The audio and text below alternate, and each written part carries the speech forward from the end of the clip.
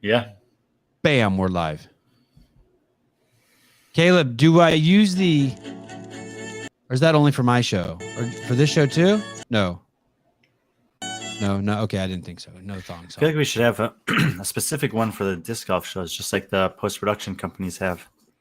Fair. Do you like those little intro musics? You You skip through them, don't you? Yeah. They're cheesy. No, I don't skip through anything, but I watch it at like I've been watching it 1.25 time. Yep. And I wish I could keep the time code up the entire time. I watch it on YouTube. Oh, I wonder if there's a setting in YouTube where I can do that on the TV. I don't know. Does anyone know? Brian Friend, Caleb Beaver on the back end. This is our 4th golf show, and they are going, as they say, old people say, swimmingly well. Elizabeth, Jeremy 3, they are fine. It's a great podcast. I don't know who you're talking to, but okay. Yash, good to see you. Bruce Wayne, agreed. Elizabeth, what are you guys talking about? They think we're fighting. Oh, they do? Mm-hmm. They are fine. It's a great because Brian hung up the other day when I called him during the live show. Did we talk about that?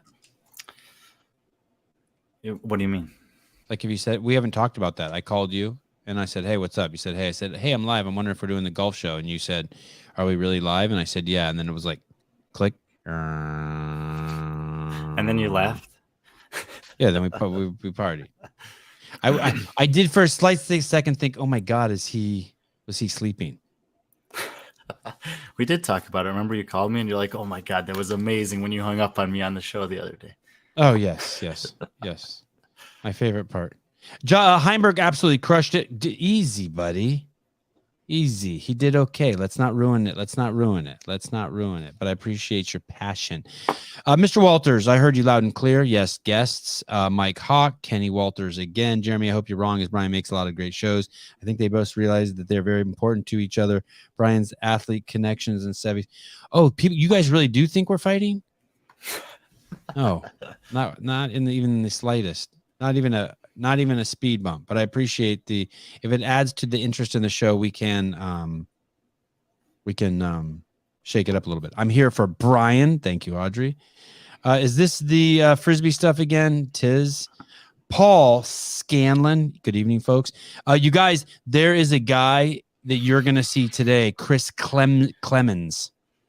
This guy's fucking the stereotypical Frisbee player. You guys are going to appreciate him. Full blown, the long hair. He could be in a Will Ferrell movie. They need to do a Frisbee movie, right? Will Ferrell needs to do right? Those comedian guys, don't you think? Will Ferrell, pretty good, yeah. Bill Murray, like they need to do a... Yeah, something like that where they did the ice skating. They did the like ABA basketball one. They could definitely do one for disc golf. It would be amazing. Oh, here we go. Here's the drama. Ken Walters. Gray Ghost, on yesterday's podcast, Brian hung up on Sevi when he called to ask him a question. And on the quarters recap show, Brian popped right after the podcast. Oh, yes, double tension with T-Lander. T-Lander. Came here to get hydrated by Sevan. Oh, that's cool. That's sweet. Jonathan Ortega, the guy with the best profile picture in the game. I feel Brian is the type of guy to not half-ass anything. He only full asses all things. Yeah. I had the exact same question again today. Someone goes, why are you doing the Frisbee show? I go, because Brian's full into it. And I just want to do anything that anyone's fully into. Gray Ghost, the best two in the business. Well, thank you. Is that a girl? Who would have thought the Gray Ghost was a girl? That's like a boy's name, right? The Gray Lady is a girl. It's a ghost from Harry Potter. It is? Mm-hmm. I need more drama. Pretend you're angry at each other. All right. Well, I can call him again and he can hang up again. We can keep it going. Trevor Merchant, a Canadian $11. This thumbnail is amazing. I haven't seen it. Have you seen it? Is it a Bruce Wayne epic? I don't know what it's from, but it's pretty good. Jethro Cardona, hit the like, nerds. Disc golf is fun and interesting. Asshole. Wow, that's Pat Barber? No, it's from The Hangover. Oh, is that me in Brian. That's Brian and I'm in the little babies outfit? Yes. Oh my God. Well, at least they got a little Sevan's disc golf show and there's a Frisbee. The Sevan Podcast on it. Oh my goodness. I'd let you carry me around like that, Brian. I'd put you through a few baseline strength tests and I'd jump right in. Mm-hmm. Is 30 ring muscle for time one of them? Yeah. How'd you do that? 2 sets of 15? No. Oh. I did 15 sets of 2. Oh, nice. Okay. Hey, what about that other question I asked you in that thread? Can I bring that up or is that for a different show? Just ask it. Okay. There were 3 errors in regards to Becca Voigt. Where was that posted? Yeah. How could there be 3 errors about someone who's been in the games 15 times? I guess for the same reason that there's been errors on the CrossFit Games Instagram page, emails of the day, news things that go out to athletes and community for the entire year. The weights used at 23.1. Yeah. Wow. That was pretty crazy. Just so you guys know, I'll fill you in here so it's not just a complete I took a screenshot of it. These were the errors. Rebecca Voigt, they said she qualified 14 times. She'd qualified 15 times. They said she has 2 event wins, not just 1 event win like they said, and she's podium 4 times, not 3 as a master's athlete. And those were all things that Brian had to correct. And you don't even work for them. They don't pay you or nothing, right? For the games every year, they pay me a little bit. Oh, to come there and just hang out until you get kicked out? Last year, I guess, but the other years, yeah. Dude, it's crazy. It's crazy. Well, it's nice of you to do that free work for them, to send them that information. Very nice of you. We're lucky to have you. Round 2, part 1. Oh, shit. I didn't even write the name of the course. It's a brand new course. Never been played before. True? Never That's been true? seen before, yeah. Wasn't that last week also? I think so, yes. But the courses were extremely different. 12 daily dose of stuff, $49.99. Thank you. Wow. Hold on, Brian. Let's make some money. Stoked to learn about disc golf. Thanks for letting me back, Sevy baby. Yeah, I'm sorry that you got booted. There's very few. There's only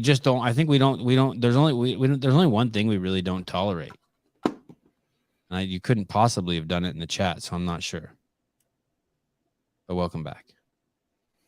Okay.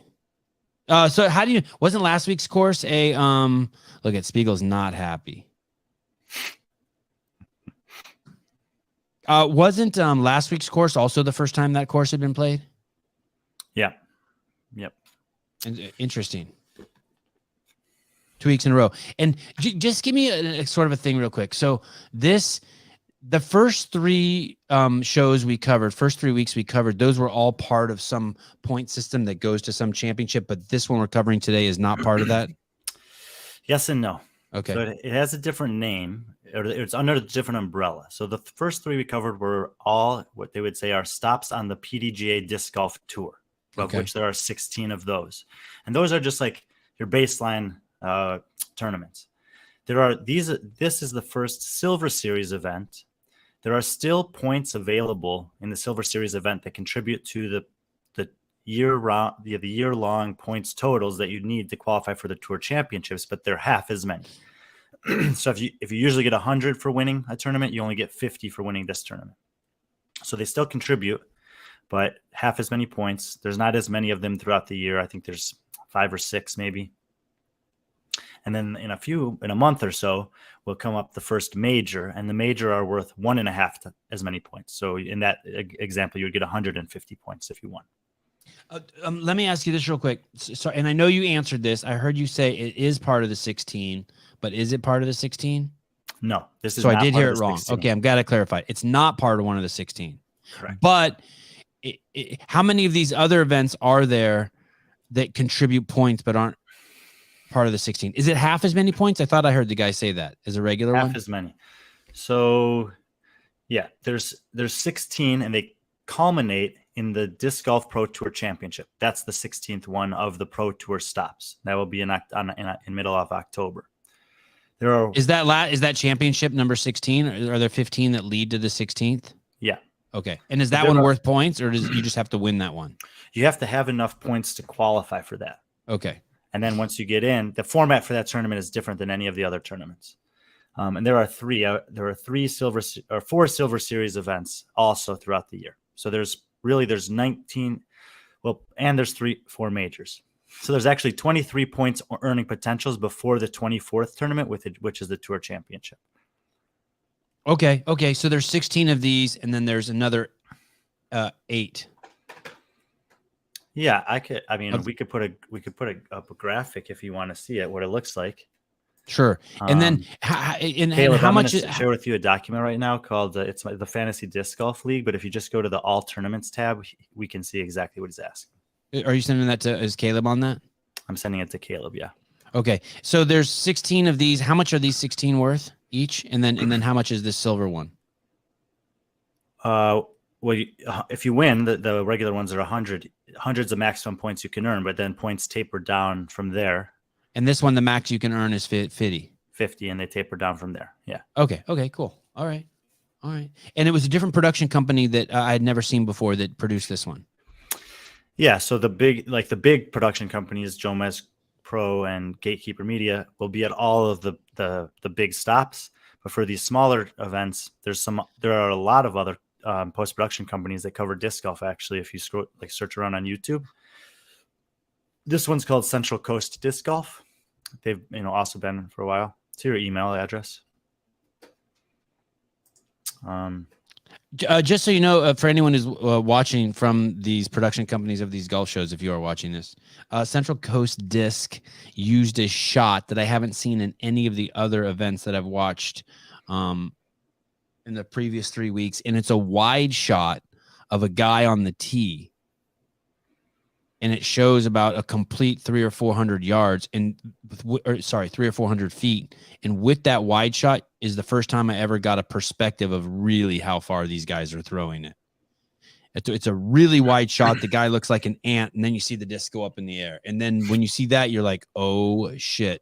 And just so you know, one of the commentators said something in this podcast, in this TV show covering the golf, that you should all recognize. Well, at least it really impacted me.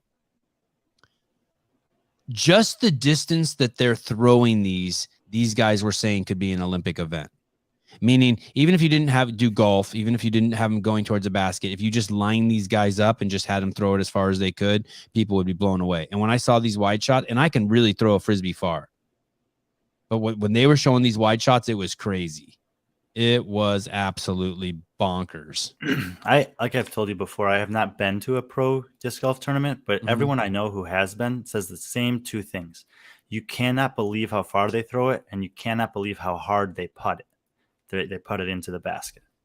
Right. It doesn't translate to TV. Yeah. I mean, you can watch and be like, oh, that's looked like it hit the chains hard. Or, oh man, 550 feet. But until you see someone throw a disc that's flying in the air 550 feet.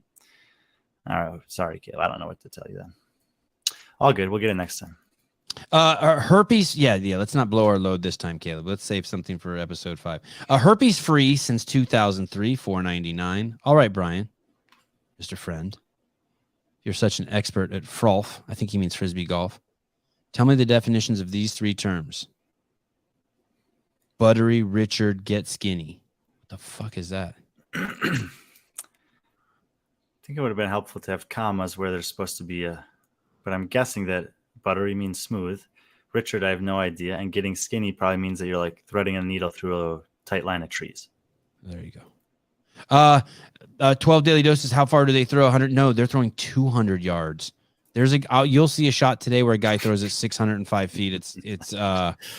And listen, I can throw it about 100 yards. I was going to say, yeah, in my I don't know about a Frisbee golf, but in my heyday, I could throw just a regular Frisbee from end zone to end zone at a football field. And it was crazy. It would blow people's minds that I could do that.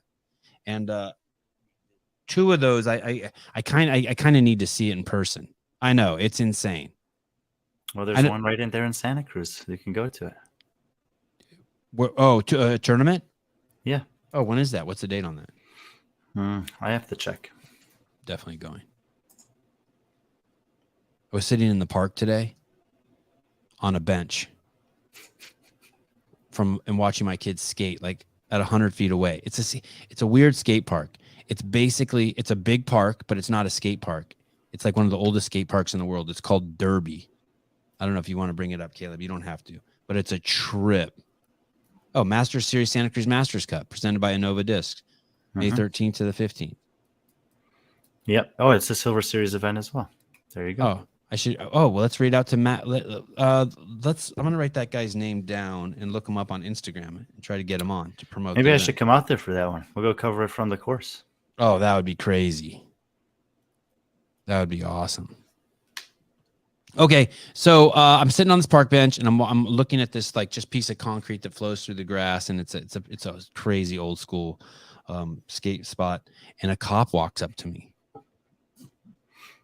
And I look homeless as fuck. Like I look like this.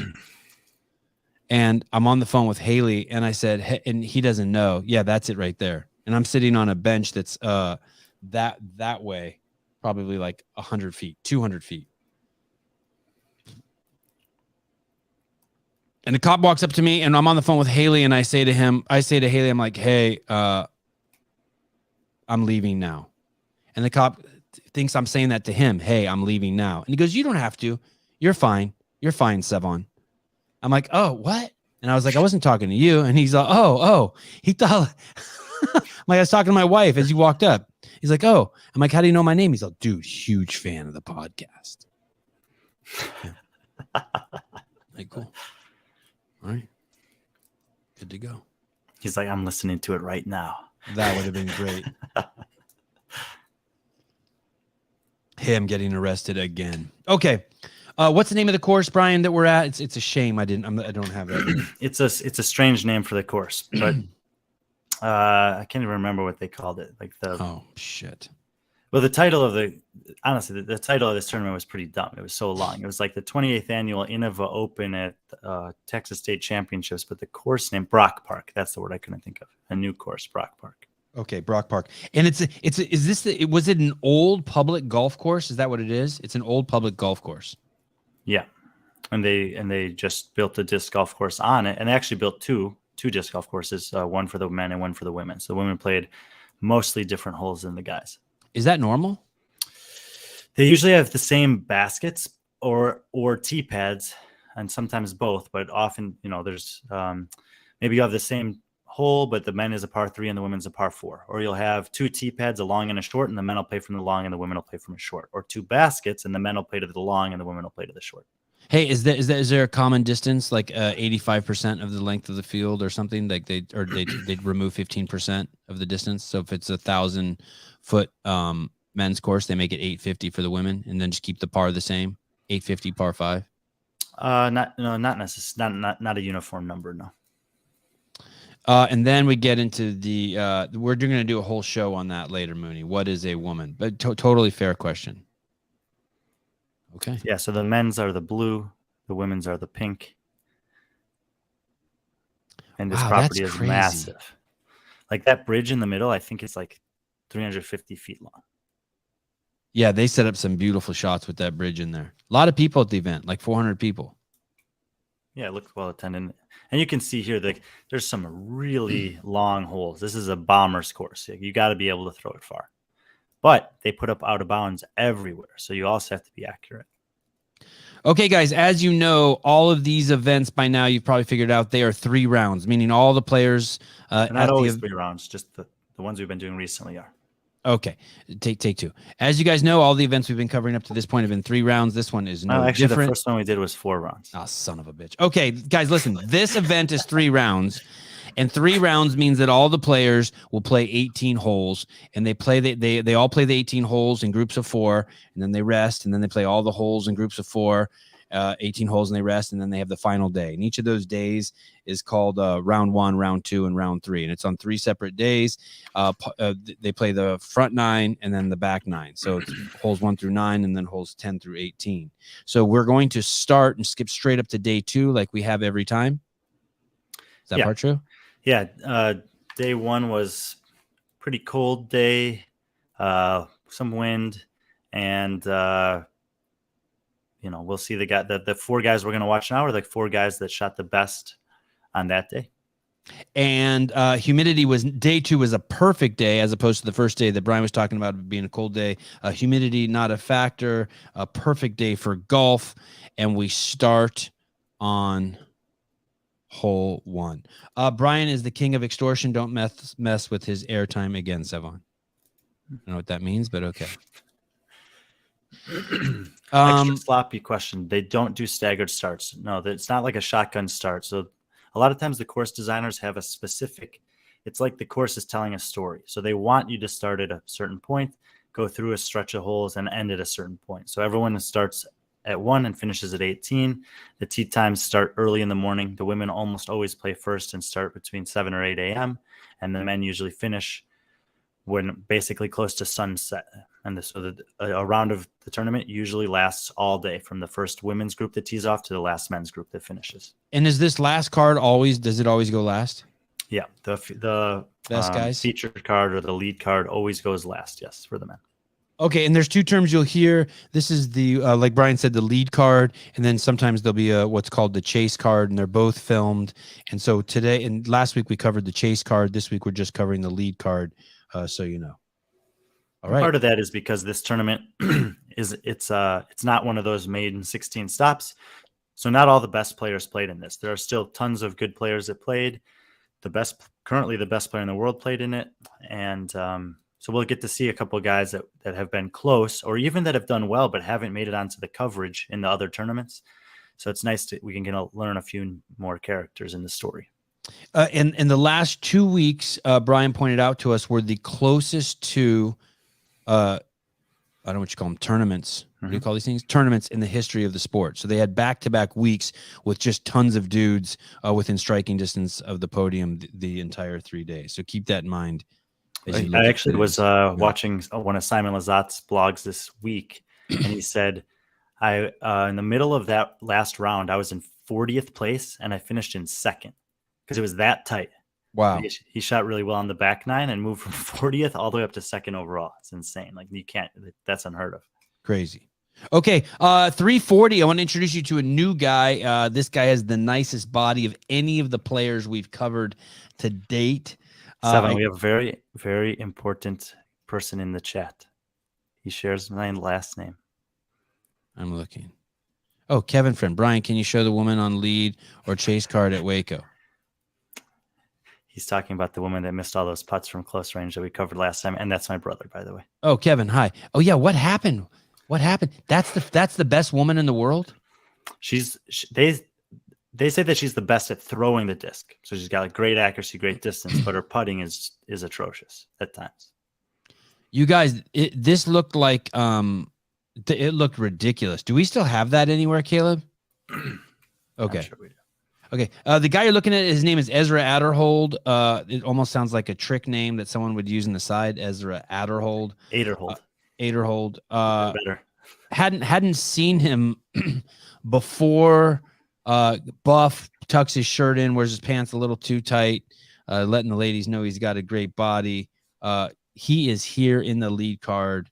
And he's one of the guys that I was referring to. He actually has a 2nd place finish at the opening tournament of the year in Las Vegas, but he was never on either the lead or chase card. He just had he was close, had a really good final round. 2nd place is incredible. It was his best finish ever in one of those caliber tournaments. So it's nice that we finally get to see him here.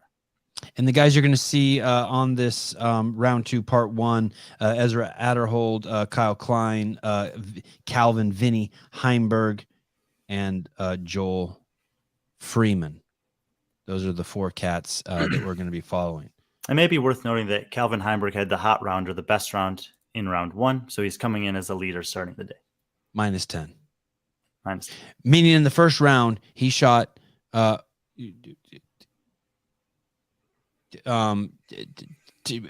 birdies and 8 pars. I mean, I know that's not what he shot, but that's how you It is actually exactly what he shot. Oh, well, shit. There you go. And he had a 1-stroke lead on Joel Freeman and a 2-shot lead over Kyle Klein and Ezra Adderhold. Okay. Fantastic. Okay. Don't worry, Caleb, if you can't find it. At some point, you guys will show you. Oh, look here it comes. Ezra Adderhold my beer. Yeah, not bad. Okay, look at this. This is just ridiculous. This is why we haven't covered women's golf yet. Oh man, that's not going to go well. Let me take another shot at that. We should cover women's golf because of this. Okay, here we go. Watch this. This is Evelina did miss the par opportunity she had a moment ago, so this is for bogey. for bogey. Hey, what was she looking at? It sounded like she hit the cameraman. By the way, she was vaccinated just 2 days prior to this. I'm just correlate, just a correlate. Left with. And this is almost exactly where she was 2 putts ago. Oh shit! They say that stuff in the commentary, or is that a joke? And That's the it's disc so golf guy. sad to Yeah, see he'll her say something. going through these putting struggles again this year. She was in the lead for the final round of this tournament last year. She turned off, and then the tournament was out of her hands, and there was no coming back. Oh my god! Hey, listen. Can you pause this? Every show I watch with the men, I'm waiting for them to miss that shot, and they've never missed it. That shot right there. Like, I'm like, dude, they don't even look at the basket. They look at Caleb's got his arms up and is dying. Caleb's dying in the back there. I could see him. I mean, that was ridiculous. It's almost like she was paid to miss. That's the movie. That's the Will Ferrell movie right there. Yeah, fake. I know. How about those birds were fake too? What the fuck is up with the recording and the mix of that?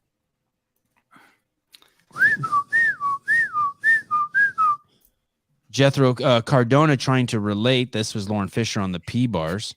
I don't remember that, but that doesn't sound nice. Jeremy Garcia, I make that shot 8 natties deep. For those of you who don't know, natty is a very cheap American beer, and 8 of them is like one shot of whiskey. Man, that's pathetic. Okay, we'll leave her alone. We'll get her on the show and talk to her about that. Okay, back to the buff guy. Okay, here we go. We're starting off, guys. We got a long night ahead of us. Let's rock and roll. Ezra Adderhold, 340 off the tee, hole 1, looking buff. Pretty difficult opening hole. Very few birdies any day. There's nothing that like seems that difficult about it, but the way that the trees are set up in the fairway, just you have to beat one tree that has the red stripe on it that you're going to see. You have to stay to the right of that. And he did not. So he came up short of the tree there. So that's missing the mandatory. But even if you get past that, there's a bunch of other trees that make the shot into the green pretty difficult. And there's out of bounds surrounding the green, as the case with most of these holes.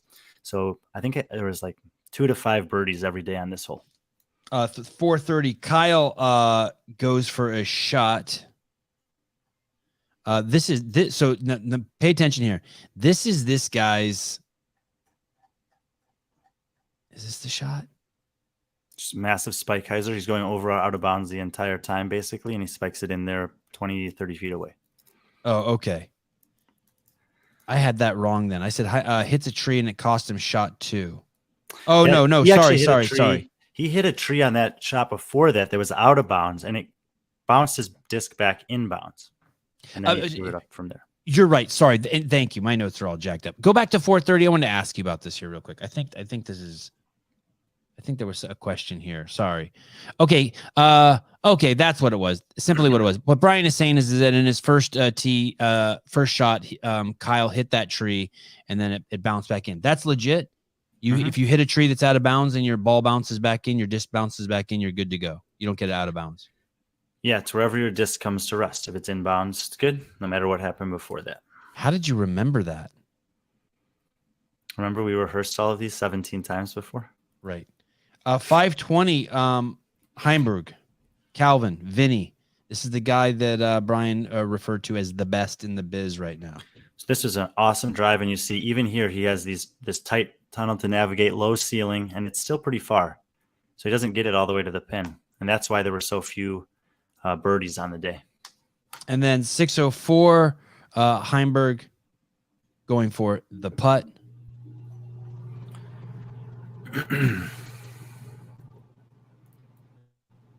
That's Joel Freeman in the strawberry shirt behind him to the right. And Heimberg misses the birdie. Yep, comes up short there. And he's been putting, pretty well, so definitely had a chance there. We cruised over to hole 2. Not a lot of highlights here. We're going to skip straight to the end.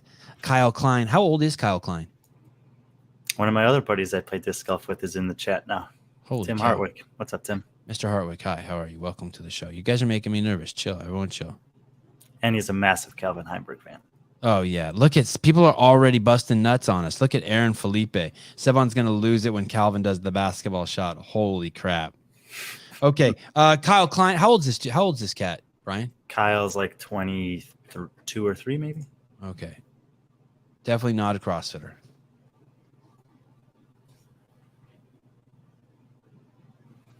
Pretty bad miss for someone of his caliber, I would say. And look at Angry. Throws his disc down. Little violence.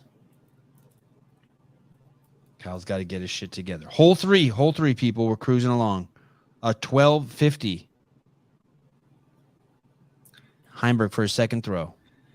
Yeah, and this hole, the green is extremely sloped. As you'll see when they get up there, that's like a really, really severe angle. This is an amazing shot, but the challenge here is if you go short and you run it and it hits a cage, it's going to roll way further away, most likely, than you already were. And if you go too long, then you're putting back at basically just a drop off to, if you miss that putt, you're going to be 100+ feet from the basket. So getting a good upshot here is critical. Ezra Adderhold at 14 for the putt. Commentators are mentioning why this hole is so scary and why this basket is so scary. Yeah, so you have to make a decision here. Are you just going to lay it up and take the par, or are you going to run it knowing that if you miss, it's going to be a big consequence? He hits the chains, barely misses. It glances off the outside, and I'm assuming we're going to see where his next putt is from. Yep. Damn, you figured me out. 1440. So you guys just saw that off the top of the basket, and look how far it went, man. Look how far he is now. The reverse angle on this is really crazy when they show it from the top in a second. Because like from here, it's like, oh, the basket's right there. And then they turn the camera around and you're like, oh my God. And you guys can, especially since he only missed by, an inch or two. Yeah, he's tiny. He's tiny.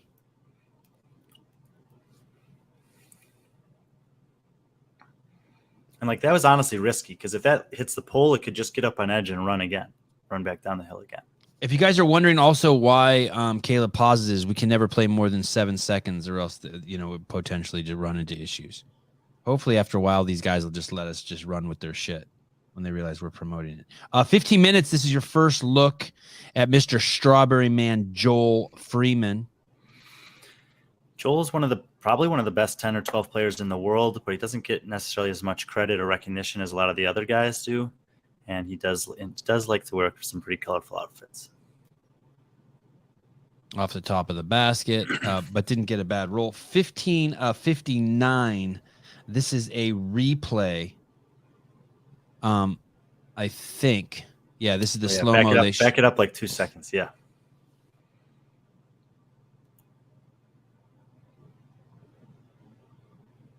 Oh, yes. Go ahead, Brian. Go ahead. So basically he stepped in a hole, and then he somehow had the discipline or self-control to not throw this shot.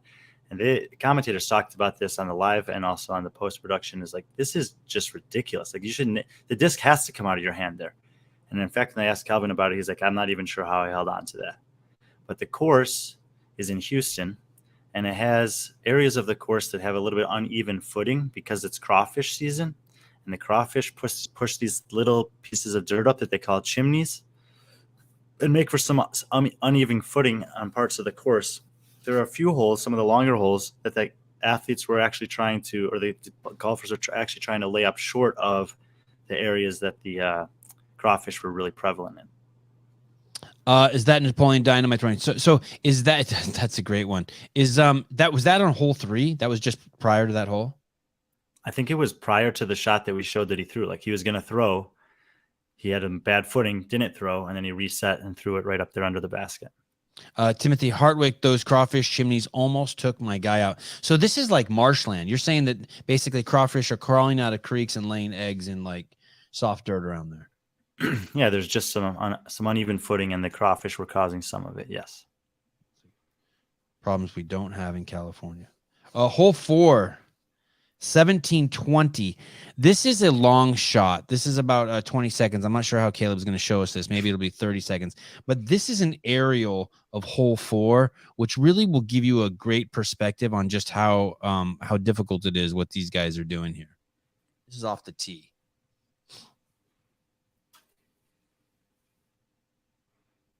Oh, maybe I started you too soon. Maybe you had to go back further. Sorry, we're already at the bucket. Sorry, Caleb.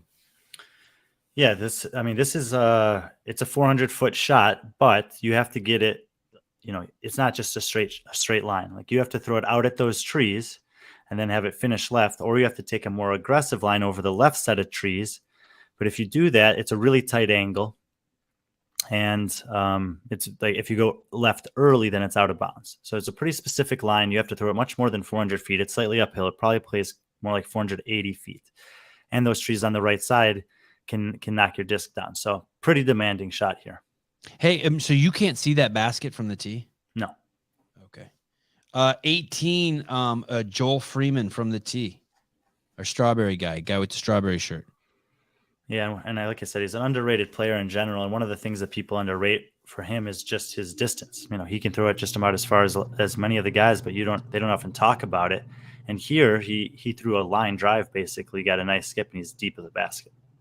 One of the things these camera guys do that probably everyone just takes for granted is they always show this shot, and then they are smart enough to always from here zoom out and just show you how close it is to the basket, so you can appreciate how good the shot is.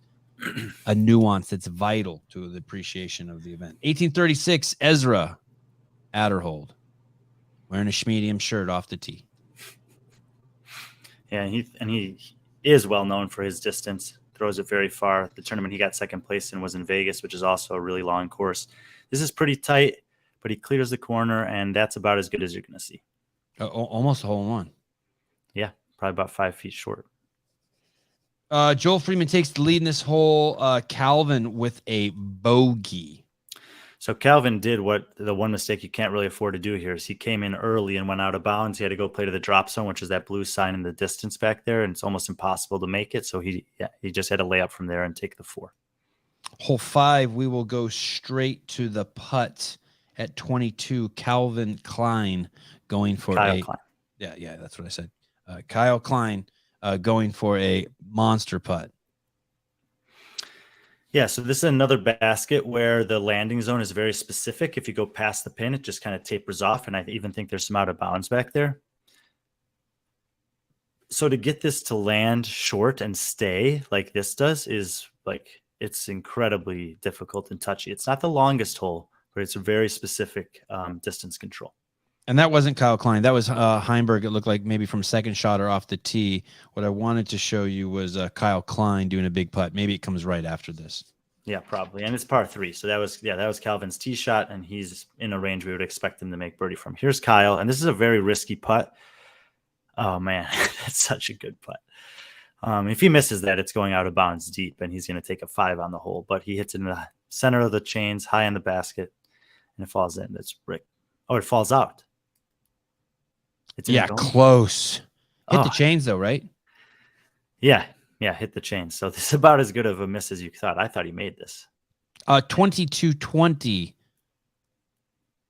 Ezra Adderhold for a big shot. Yeah, so he also came up short, and here you can really see, once again, and remember he had that hole 3 where he missed, and it went long and cost him 2 shots. So here it's not as surprising that he comes up a little bit short. It looked like he hit it and rolled off the edge, right? It hit the cage and fell down. I think it stayed relatively close, though. Trish, thank you. Very generous. 99 cents. Thank you. She's watching on mute. Thank you. That's the best way to watch it. 22:55. When are we going to see Vinny show us that he's the best player in the world? Vinny for a birdie.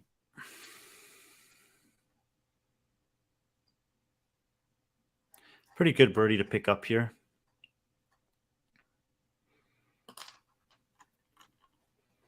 What is that, 15 feet? Yeah. Hole 6.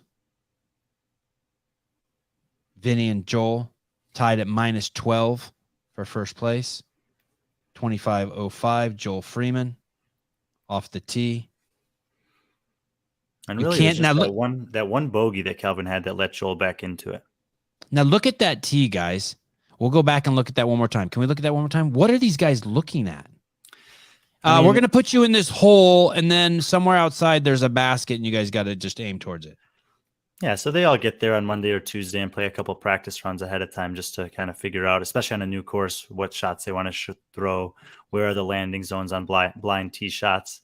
And this is obviously a blind tee shot. Most of the guys, the right-handed players, are throwing turnover backhands here because they can get more distance out of it because it'll finish further and flatter. Joel's choosing to throw a forehand, which is just a more comfortable and consistent shot for him, knowing it'll make his second shot further. But this is just what he feels good with. There is a lot of misinformation out there in the Frisbee golf world. This is not misinformation, although it's hard to believe. China does force the Uyghur Muslims to make craft disc. This is 100% true. Man, one of the commentators, by the way, Brian, was ripping on disc craft, and the other commentator didn't like it. Did you catch that? That was in the fourth video. I didn't watch those videos. I watched that one live. I didn't watch the post-production. Gotcha. Okay. Joel Freeman also plays with the Gator disc. He's probably the best in the world with the Gator. And the Gator has a whistle to it, which none of the other discs have. Jethro Cardona, $2. This isn't exactly the kind of compliment I wanted. This has a Mystery Science Theater 3000 vibe to it. $1.99 if you'll talk about CrossFit. Oh man, this is a tough start to this show. 26-28, Kyle Klein, second shot. We're not prostitutes. You can't buy us. Kyle Klein, second shot. Oh, it looks like I may have gone too far. Here we go. No, this is it. So he threw backhand off the tee. Now he's choosing to throw a forehand.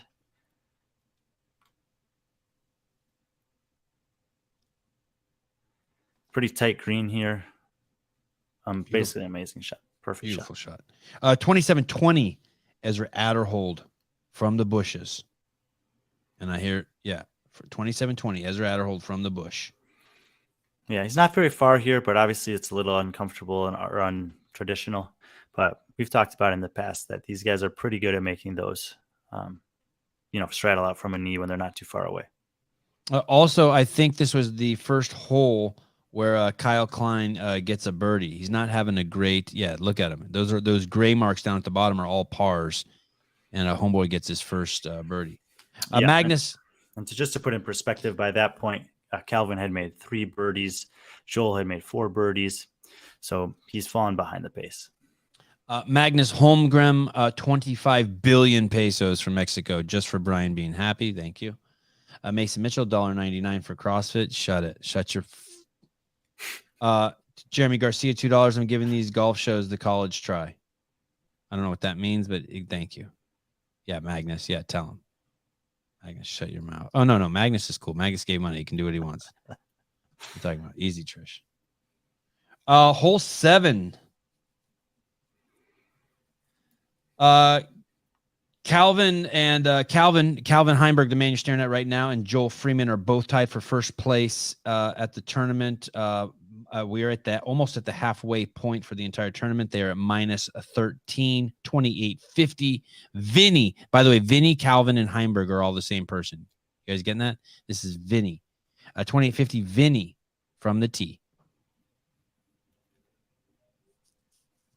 So I said it was a really long course, but there are 3 holes on the course like this that are short par 3s, less than 300 feet, and all of them move left to right.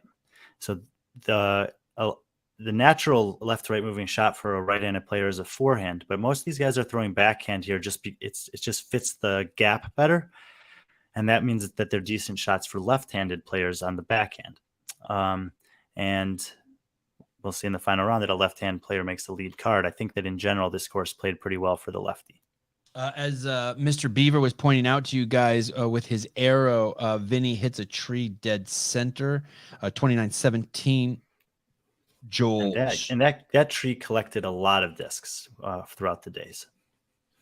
29-17, Joel Freeman from the tee right after our buddy Vinny. And the commentators are basically saying this is a tough forehand shot. But we saw Joel go for the forehand when everyone threw backhand earlier on a longer shot. He tries it again here, but he ends up in the same place. Austin Hartman, 999. I happen to enjoy the disc golf coverage. You jerk offs. Oh, thank you, Austin. It's really good. Crawdad reparations is a topic we should all discuss. Fair enough. Now you're with me. Now you're on my page. There you go. I knew you'd come around, buddy. I knew you'd come around. So Joel, we as Brian was saying, that tree's collecting discs. Vinny and Joel both banged the tree head on. 29-30. Ezra Adderhold, now his turn off the tee. And he gets the turn that you want out of it. That's what the shot's meant to look like. So he's up there on the green. 29-48. Kyle Klein trying to take the lead here. Not take the lead. He's just trying to get some birdies going. Man, you really like this hole. They're both minus 13. Don't listen to Brian. Kyle's trying. Kyle's -9. No, he says minus 13. Oh shit! All right, Kyle ain't doing shit. Yeah, listen to Brian. Sorry, Kyle Klein here. Great shot. He's not trying to take the lead off the tee. But this is amazing for him because he's closer than all those guys. He's probably not expecting them to make it from way back there, at least the other two, maybe Ezra. So he thinks I might get a stroke on the entire card here. Heimberg, minus 13. Freeman, minus 13. Halfway through the tournament. Go to the 30-minute mark. Calvin, from 80 feet out. I'm so impressed with you, by the way. Thank you. I'm even more impressed with you. Whatever you're impressed with me, I'm twice as impressed with you. This is 80 feet away, and that's outside of circle 2. 66 feet is the edge of circle 2, so this doesn't even count as a putt. This is considered a throw-in, but he putts it with one step forward, and the fact that he can get that much pace and control on a disc from 80 feet away and there's no this is just coming from between his legs. Go and try that. That is so hard to do. On my live feed the other day, I put a one in from 10 feet away while holding my camera. So that's only 8 times as hard. Caleb Beaver making some executive decisions himself, showing that shot twice. Dylan Vowell for the awesome demo team previewing the programming for the Masters athletes. What the fuck? Dylan, lay off the ayahuasca. This is a Frisbee golf show, but thank you. And we won't be refunding your money. I think he's saying this is the event. Okay. Yeah, great. This would be perfect for Masters. Now listen, Joel Freeman, top 15 best player in the world. He just sees Heimberg. Vinny, put one in from 80. What's Joel going to do? 30-27. What's Joel got with the strawberry shirt? From 80 feet himself? Nada. And that's more what you would expect. That make that Calvin had there is that's something special. That's rare. Still a great shot from Joel, though, right? Setting right under the basket from 80 It's a safe miss. Yeah. Safe miss. Tap in the par, move on. 30-36. Ezra Adderhold also wants to jump in and try to make a name for himself. Yeah, man. He's in circle 2 here, so this would count as a putt if he makes it. We've seen him have a couple mishaps from this range already. Gets that, but the difference here is it's an uphill putt. So you can run it with a lot more confidence. On those previous 2 that he had from this similar range or even a little closer, he's just staring at a cliff, a fall off behind the basket. And as much as you want to tell yourself that it's not there, it's really hard to ignore that. What was that? Is that 40 feet? This is 55. Yeah, great shot, Ezra. As we finish up hole 7, Calvin minus 14 in the lead by 1. We roll to hole 8, 1,161 feet, par 5. 34th.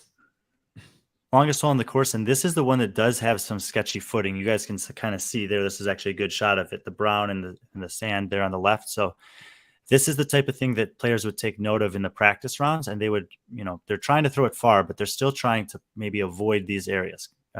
Ezra, I think he went out of bounds on his first shot, and so he's got to throw from not the best footing here. Yeah, it says in the notes throwing from out of bounds. Hey, okay, pause this real quick. I thought when he didn't even throw it, he held it.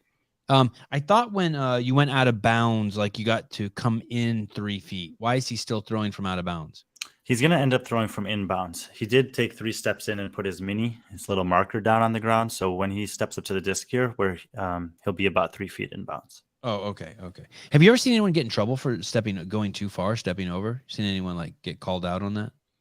Your card mates can call you out. I don't know if I can think of a specific example, but I'm sure it's happened. Trish, that boy Fruity. It's interesting. Interesting. Okay, here we go. As she's going to get the second bottle of wine. Yep. Ezra throws from out of bounds. It's a fake throw. 2 dogs ran after it right there, but no disc was let go.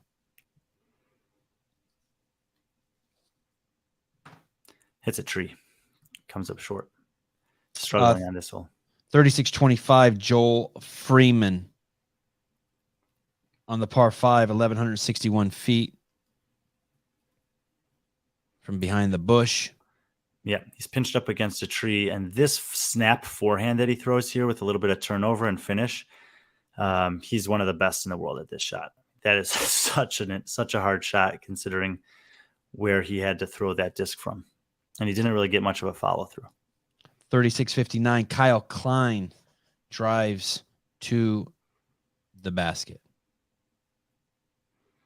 Also opting for the forehand, and we've seen Kyle throw several forehands here. If you guys haven't been following along, he won a tournament a couple of weeks ago.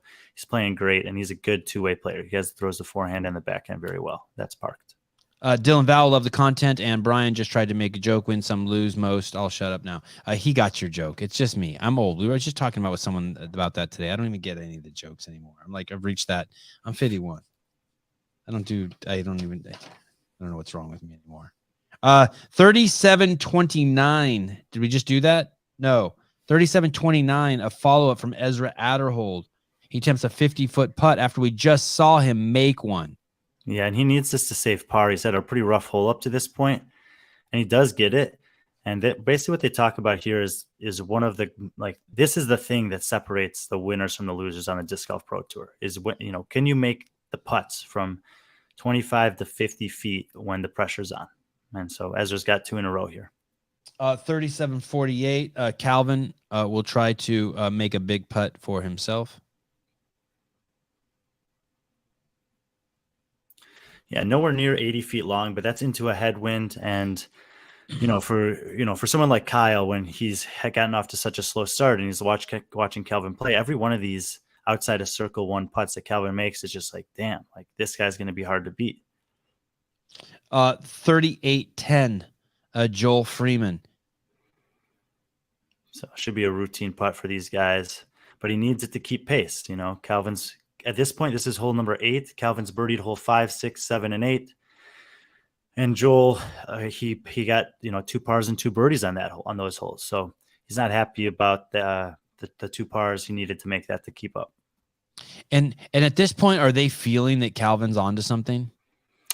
No, it's pretty. It's really close. At this point, they're 1 stroke apart, which is what they were at the start of the round. So I would say that Ezra and Kyle are realizing we're falling behind. But Joel and Calvin feel like they're in the thick of it right now. Jeremy Eat World, $5. Really looking forward to the post disc golf show when Sevi and Brian break down an episode of Matlock. Brian has no idea what Matlock is. True. Oh man, you don't want to know. I didn't watch that show. That was where are we here? Did we do Joel Free? Okay, so sorry. 38-35. This is at the end of every hole. They choose a slow-mo to highlight. This is Ezra. That's a really, really good shot there. A lot of times when people do a jump or a step putt, they just lose it high. You really have to commit your whole body in that reaching motion straight on a line if you want to keep it low enough when you do the jump putt, and Ezra does it perfectly here. So that's a full body is extending towards the basket, gets the disc out flat, and sneaks it over the rim. He doesn't play with underwear. I'm just telling you. Sevan, no, I'm not a Murphy Brown guy, not Matlock. I was more like a Hunter or the A-Team. The dumb shows. Dukes of Hazzard. Okay, a hole 9, 40-44. Calvin putting for his 5th birdie. Can he do it? for his 5th birdie in a row. Thank you.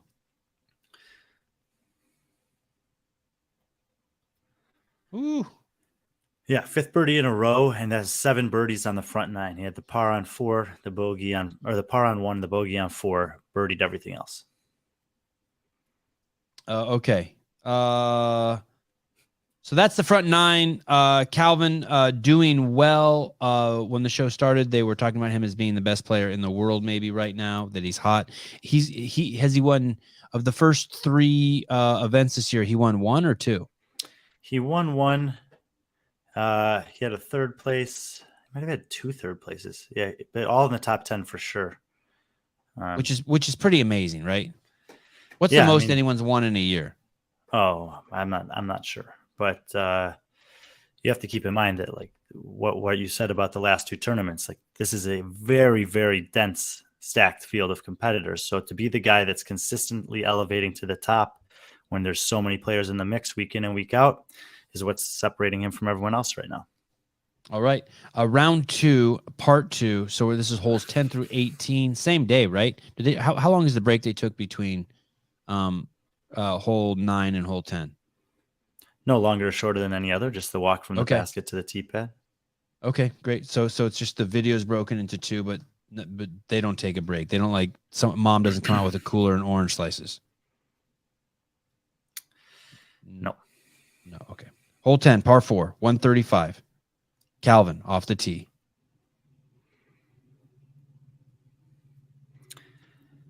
And this shot that he's throwing right here is just a low, screaming driver. That's probably it's either a destroyer or a juggernaut, but he's one of these overstable discs that he has in his bag, and he throws that shot with multiple discs better than anyone, and he has been for a while, for years.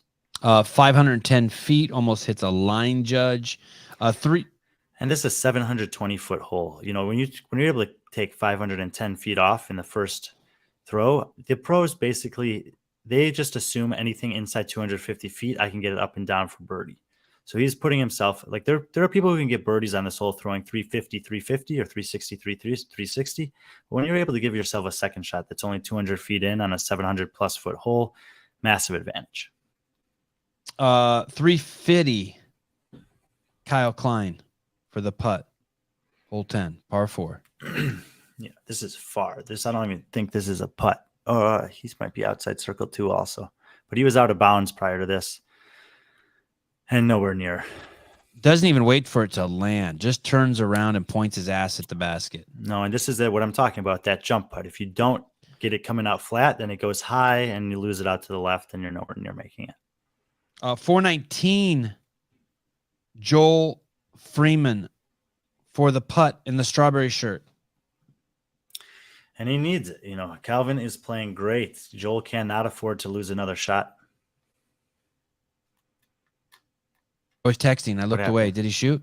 Yeah. I can't tell if it's in or if it was one of those that fell out again. Oh, good. Perfect. Even better. You weren't even texting and you fucked that up. Oh, it's in. Money. Birdie. Yeah. Big putt for him there. So Joel and Vinny are the ones fighting for first place. Joel is this guy in the strawberry shirt, and Vinny's the guy that looks like Napoleon Dynamite. Yep, and they both birdied there again. Wait! Don't ruin it yet. 435. Oh. Can Calvin keep up with Joel and get the birdie? And we didn't see his upshot, but puts it much closer, and that's pretty routine for him, and he makes it look routine as well. But it wasn't routine for that lady that we saw earlier. No. And it wouldn't be routine for any of us either. But Calvin is the best. I'll do that while filming it with my iPhone. I'll do it after the show if it's still light outside. Did you see the hole in front of my house? You seen the hole I got? 600 foot, no. 2 baskets right in front of my house.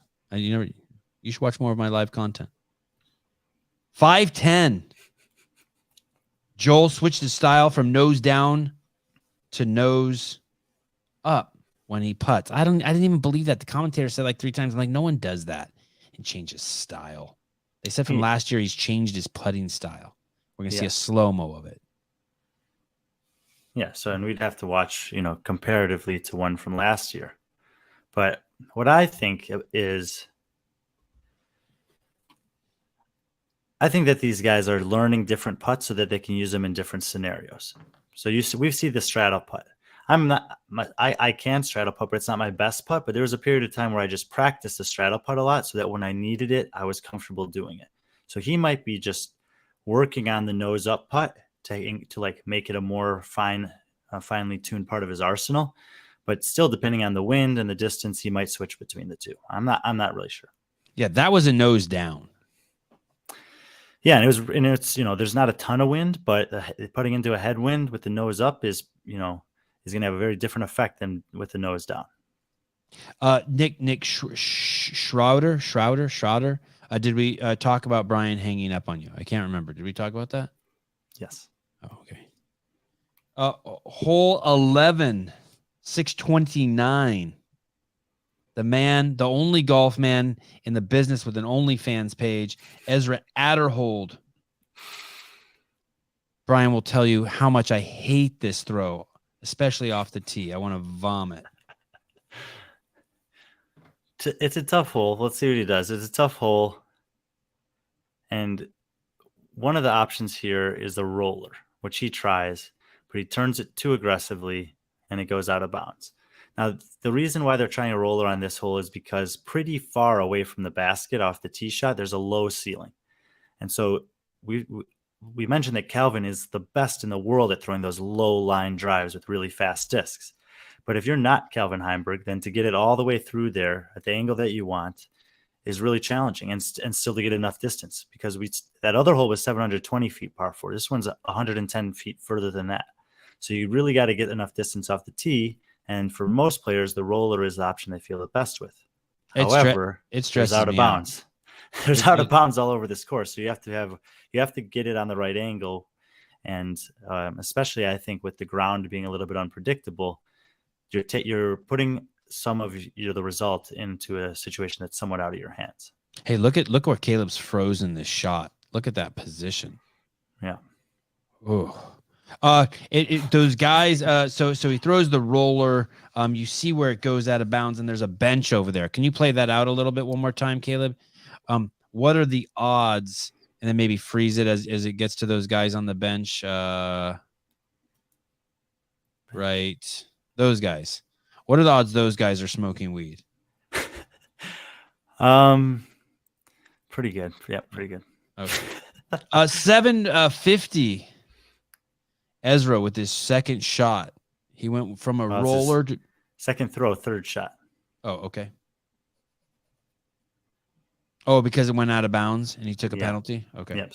And he hits a tree and falls down here again. So a tough hole for Ezra. Hole 11 still. Let's see what Mr. Vinny is doing. 829 with a big putt. Yep, 6 birdies in a row at this point, and he's outside the circle here. And those are the putts where if you're his competitor, you're just like, oh my God, like I have to birdie everything, because this guy, even when he's not throwing it perfectly, is making, at this point, every putt. That's 7 birdies in a row. Well, don't get excited ahead of yourself, Brian. Joel Freeman, 839, also up for the putt. He knows what he has to do. Here we go. Show him what's up, Joel. The strawberry shirt. Joel with a gimme. High and on the left side. And that was like a little timid. How I told you earlier that they putt it really hard. And you can see here, he doesn't putt it with a full conviction. He just kind of like comes back off of it a little. And that's why he misses it on the weak side. And that's not good. He's bummed. I mean, look, it's a real thing. He's one of the best players in the world, but you're playing in a tournament. You're one of the 2 guys here in the lead that's battling out with a guy who's just making putts from 5 feet behind you, hole after hole after hole. And, to keep up with that is very challenging. This is bullshit right here. I was watching Sean M. Thank you for the bullshit, by the way. Sean M., I was watching a tutorial video on Frisbee, and the guy doing the tutorial said he throws so hard sometimes blood comes out of his fingertips. This guy's full of shit. Yeah, one of you's full of shit. I mean, there's sometimes the guys do have problems with their fingers. In fact, Ezra Aderhold has for the last couple of weeks. He and Brody Smith go and play the course ahead of time and put out YouTube videos so that you can learn the course. They give you their opinions on them. They'll tell you about any changes to the holes from last year, if it's a course that they're repeating, and he's had like bandages and tape on his fingers because of some problems. But I think that guy meant to write the tip of his penis. He throws so hard that blood comes out the tip of his penis. Yeah. Sometimes I read so fast, smoke comes out of my eyes. A hole 12, Vinny. Currently at 7 birdies in a row, as Mr. Friend shared with us. Incredible. 11:15. We'll go straight to the putt. See how Kyle Klein is doing. He needs to start making some shots, some big shots. And that's more likely. That's what you'd expect to see from Kyle. He's had a pretty slow start, but he's still got many scoreable holes to see if he can turn it around and stay on the lead card for the last day. Good point. And is that big? Is that like in CrossFit where you want to be in the final heat? Are these guys now at this point like, oh shit, at least I got to stay on the lead card? Yeah, I think it's massive. I mean, we've talked about it the last 2 weeks that, there's never been a winner that came off of anything other than the chase card. And I think that the winner comes off the chase card. I'm guessing on this, but like 1 out of every 10 times at best. Okay. So at least 90% of the time, I think the winner is coming from the lead card. There's going to be some questions that are less common, but we have our fan base is new to the sport, so feel free. There are no dumb questions. Mooney with an important question. So can you get an STD from disc golf? STD stands for sexually transmitted disease. I think if you play in the traditional way, no, but I'm pretty confident Mooney can find a way to figure it out. The traditional version, no. It's a good question, Mooney. I don't want anyone to feel stupid. 11:40. Ezra Adderhold for the putt. Yeah, looks like the tree's in a way, but I don't think so because of the stance. He probably has a clear line to it. And again, that's the kind of putt you'd expect there, especially on a day with no wind. And to the right back there, you'll see what looks like a female camera person, but don't anyone worry. It's really a man with just long hair. Don't worry. We're good. 11:57, Calvin. Going for his 8th birdie attempt behind some fucking steel cooler full of Natty Lights or something. Yep. We saw Gannon Burp on a similar one over a tree stump last week. What the hell is that steel thing? Is that a trash can? What is he shooting behind? Probably electrical or something. I'm not sure. Unfortunate place to end up, but Calvin is very, very good at staying focused. He doesn't let stuff like that get in his way. 8 straight birdies. Lots of vape sharing going on. Oh, I bet you it's a crazy vape and chew crowd. That's a good point. The throwers, no? Frisbee golf? Chew, I don't know. Vape, I could see. Yeah, but I don't know about I don't really know about the pros too much. I hope not. I hope I'm wrong, but I could totally see. Look at, Ezra Adderall. Yeah, we know his reputation. Yeah, because that nicotine does help you focus. 12:25, Joel Freeman, the only guy showing Vinny some looks for a putt on hole 12.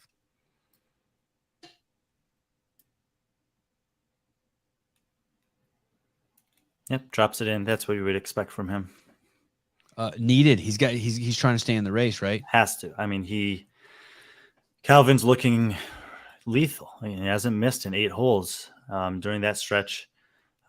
He's had 3 pars and a bogey, so he's given strokes away. But when a guy birdies everything, it's one of those. What am I supposed to do? Hole 13. You don't fall behind. You don't crack. Hole 13 earlier today. Do you know what was seen on this course? A catfish. Close. Woodpecker. Reptile. It was a reptile. Copperhead snake. Yes. Hole 13 all three were see at some point. Hole 13, Copperhead rattlesnake on the course earlier in the day. We did not see any footage of it. Calvin is -19. Second place is -15. Joel Freeman, 14-18. Calvin off the tee.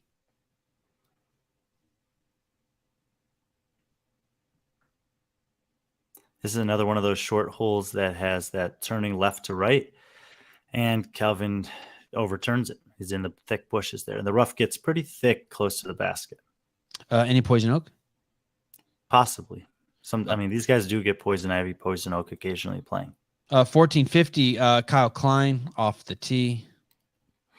The last shot that we saw like this, Kyle threw the best shot of the four of them. Got the right turn on the disc. I think he throws a disc called an MD1 on these shots. It's just a really, really dependable mid-range from Discmania, and he throws it as well as probably anyone in the world.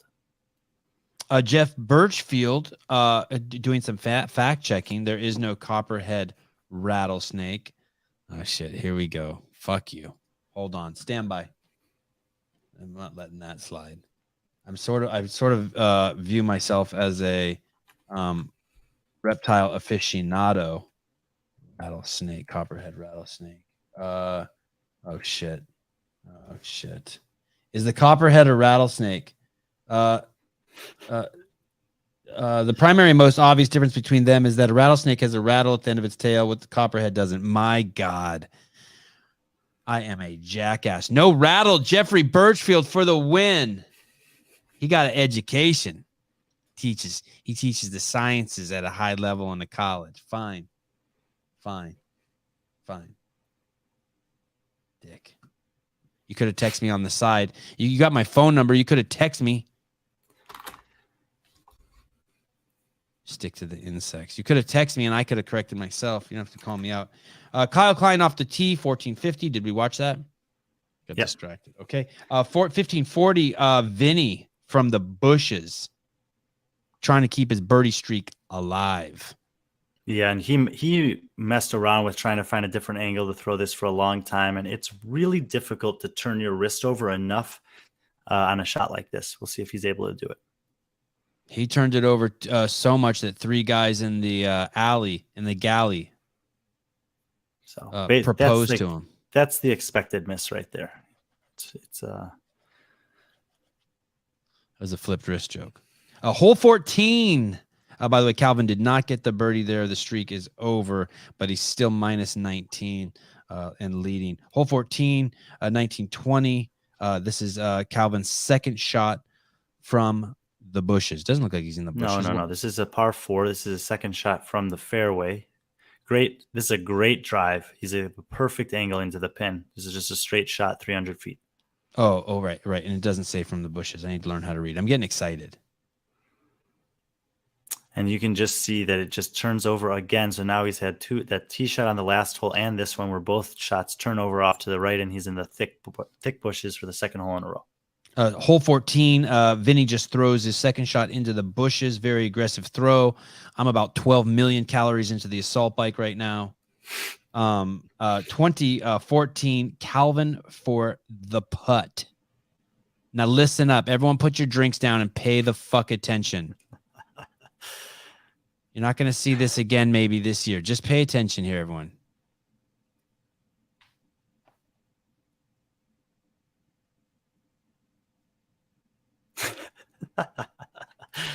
Okay. I've never, ever seen anything like that. That's ridiculous. That's stoner frisbee right there. Hey, that's got a backspin on it even, I think. Yeah, I've tried them because Calvin's basically become famous for this putt. Now, he hasn't become famous for it because of doing it in tournaments, although he has attempted it and made them in tournaments previously. Rarely, but he has. There's a putting game that Jomez Production puts out, the post-production company where he usually has the lead card, and they'll come out usually in the winter when the tour is not in season. They'll film them throughout the season, and then they'll release them in the winter. And in the putting game, they invite some of the best players in the world to do these trick shot putting challenges to win some cash and create some content. And Calvin plays in those once in a while, and he will set up for his, it's like horse. And so he'll call a shot that's a basketball shot over whatever. And he's very, very good at them. But it's, he's not going to do it if he doesn't need to. He, again, was looking for every angle to try to see what else he could do. And he said, this is my best chance to make it. So he went for it, and he did, which is amazing. Hey, you can't break branches, Brian? No. Okay, and you can't do any clearing. You can't do anything to modify the environment to get a look at it. Yeah, I mean, there's rules that are specifically written for that. You can try to establish a stance, but you're not even supposed to grab a tree branch and block it out of the way with your body. You're supposed to inhibit the surrounding area as little as possible. Okay, and just so you know, this was also one of the longest shots I've ever seen anyone take to find. I mean, he was fiddling around back there a lot. I mean, he wasn't procrastinating, he wasn't like fucking around, but he was, like Brian said, he was looking for shots. Let's take a look. I hope someone caught that in high def. I'm starting to realize that maybe these are the kind of reasons why people spend 3 hours or 12 hours watching this shit, just hoping to see one of these. 21-23, you're going to get to see the slow-mo of this before we move to hole 15. And I do think that Calvin maybe got the birdie on this. Look at his focus. Look at where his eyes are. He is not looking at the basket. He's looking at a specific gap in the trees. That's the only place he has to get it out, and trusting that it's going to have the right spin to get in. He's watching the disc. He's not watching the basket. Oh. And you think this whole round I've been saying, what are you supposed to do if you're these other guys? And then he does this on top of it. It's like, yeah. Thank you, Jeff. Okay. Hole 15. Hole 15.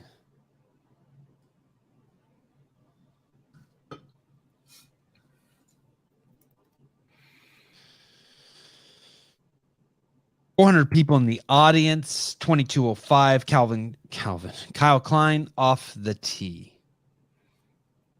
yeah, and this is a pretty stock hole. I think these guys are like, if they're looking at the course, they're marking down this is a birdie. Kyle doesn't like this shot. It comes in way too early, and we've just learned 2 holes in a row how thick that stuff is right away.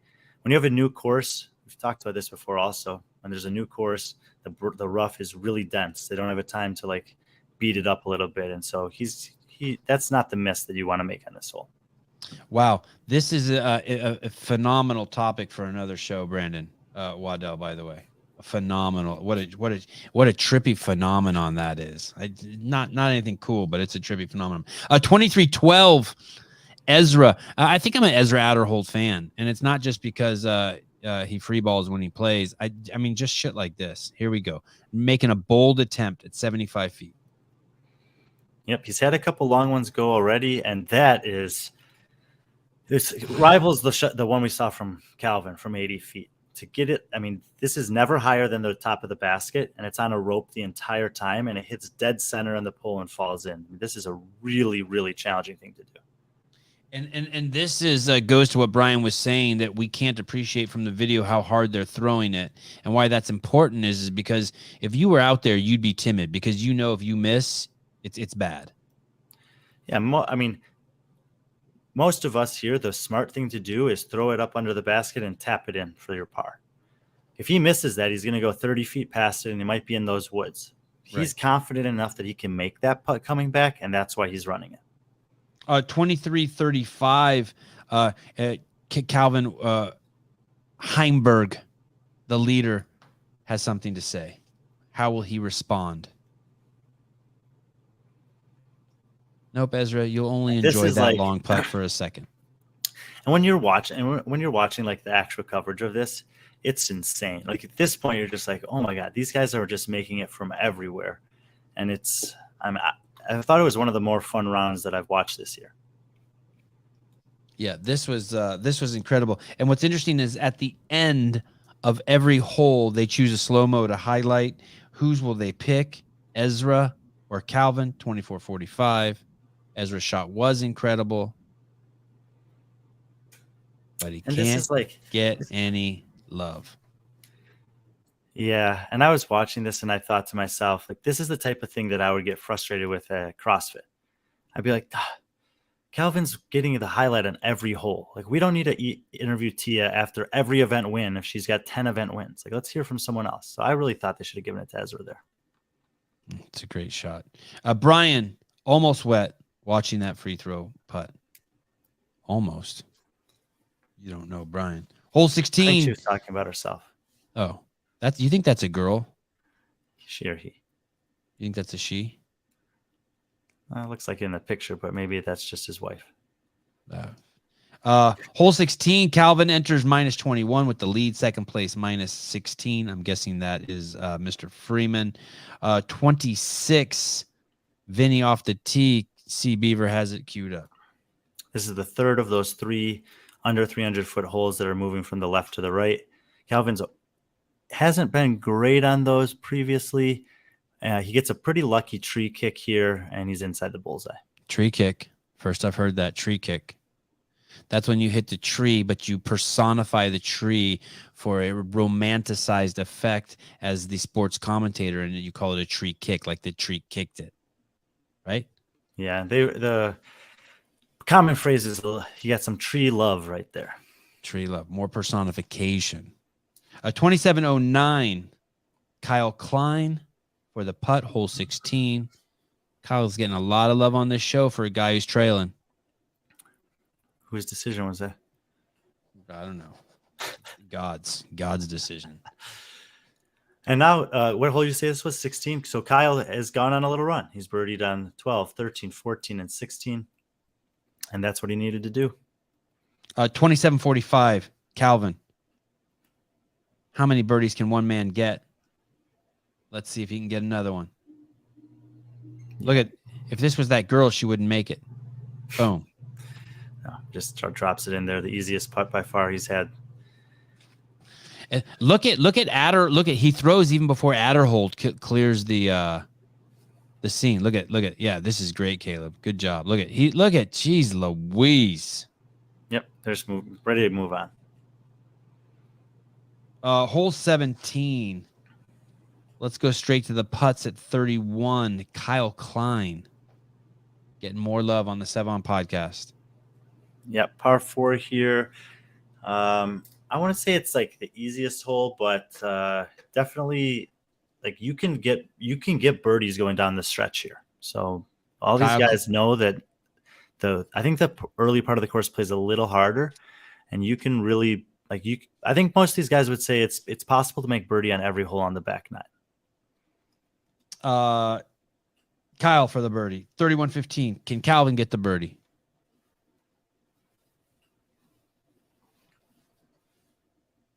And that's, frankly, shocking at this point. After everything that he's made, that was one of the easier putts that he's had. But for all of his competitors, they're like, finally, like this guy is human. Still a tough putt. You see a lot of people miss this shot, though, right? 20 feet, just not tough for him today. Not these guys. I will bet you Calvin misses, like, if there's no wind, I'll bet he misses that putt like 2 out of 100 times. Mooney, just thinking to himself, thinking out loud, I think I want Brian to narrate my wedding video with a complete and total breakdown. What's the lady who's like the best friend of the bride? What's that lady called? The bridesmaid? Bridesmaid, yeah. The bridesmaid is dressed like a total slut and has had 3 drinks beyond what she's capable of handling. She appears to be getting up from her table.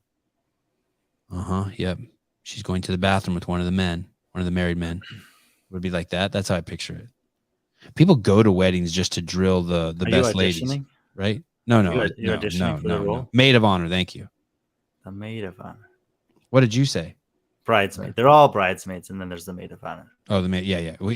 I think just dudes just go to weddings to just try to drill the bridesmaids. Last hole, pretty scenic hole here. Wait. Really? No. Hole 18. No, but we're not there yet. Hold on. Here we are.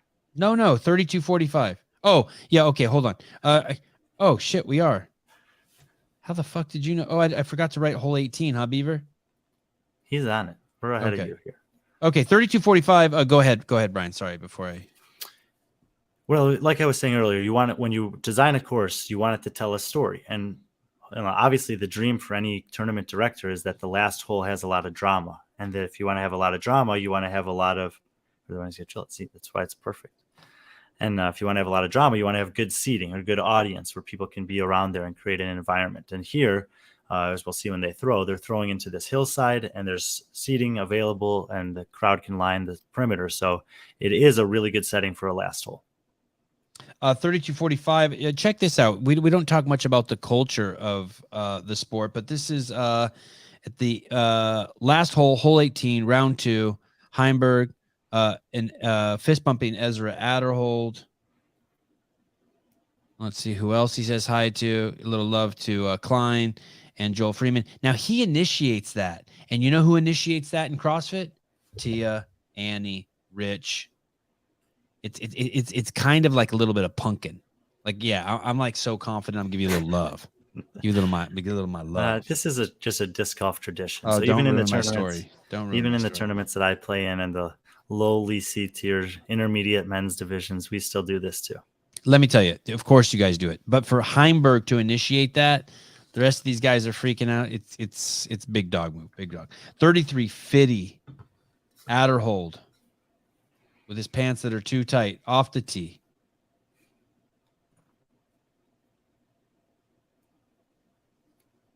I'm already excited for one of the guys on the last day's shot on this hole. Oh, we got a long way to go for that. Another hour. Get too I know. excited. But he, great shot there, Oh, and he gets the roll away. oh. But it can happen. I mean, that's it's a tough green once again. It's really difficult to go long, but if you're short, you can get the roll, and you could say that, oh, I'm going to try to play a spike hyzer. I'm going to try to get to land it flat, but I do think there's a little bit of element of luck there. That's like you go home with the bridesmaid and she's so drunk she passes out. That's Or- what happened to him. Yeah. Or it used to be a she, but then you take off pants and So realize you- oh, it's there- 2023. Yeah, there was an NWA song like that. Do you remember that song? Probably not.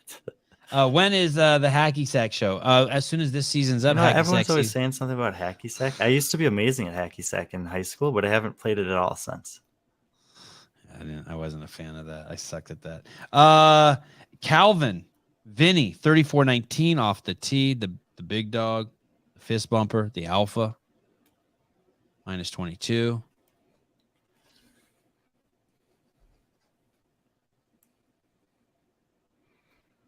He's coming off that missed putt, really his first miss of the round that you'd expect him to make. He gets the ground play that Ezra Aderhold was looking for, and he's probably going to bounce back with another birdie to close out a really impressive round. 34-34, Ezra Adderhold for the putt. How is he going to come back from that devastating roll? Wow, we saw this earlier. Well, yeah, the other one, he was a lot further away. This one actually it feels makeable. Oh, I thought he made that. That's That was tough. rude. That was tough. It was a really good putt. 34-50. Damn. 34-50, Kyle Klein for the big putt. Down at the bottom of the hill. And he's the 6th or 7th ranked player in the world, and he had a really bad start, relative to what they'd look for here. Through the first 11 holes, he only had 3 birdies and a bogey. Then he made 6 out of the last 7 birdies to close out his round and honestly keep him in the tournament. 35-25, Calvin. Short, but uphill. That chick could never make this. What's her name? Evelina. Evelina from 9 feet. Yep. Birdie's the last, and I think that makes 12 of the last 14 holes that he birdied and 14 of the 18 holes that he birdied on this round. He shoots 13 under par, and there was one other player that also shot 13 under par on this day, and we will get to see him on the final day. Calvin, minus 23. Joel, minus 19. Brian, still shitloads of facts left in that brain of his as we go into round 3. Round 3, part 1, main card. We're going to see some people change. We're going to introduce you to a new guy, Chris Clemens. We'll talk about him soon. 4:15, Chris Clemens. Oh, there he is. He's got the first hair of what would be the prototypical, stereotypical Frisbee golfer. And let's see how he does. Off the tee. Welcome to the main card, Chris. And I would say Chris is the best left-handed disc golf player in the world.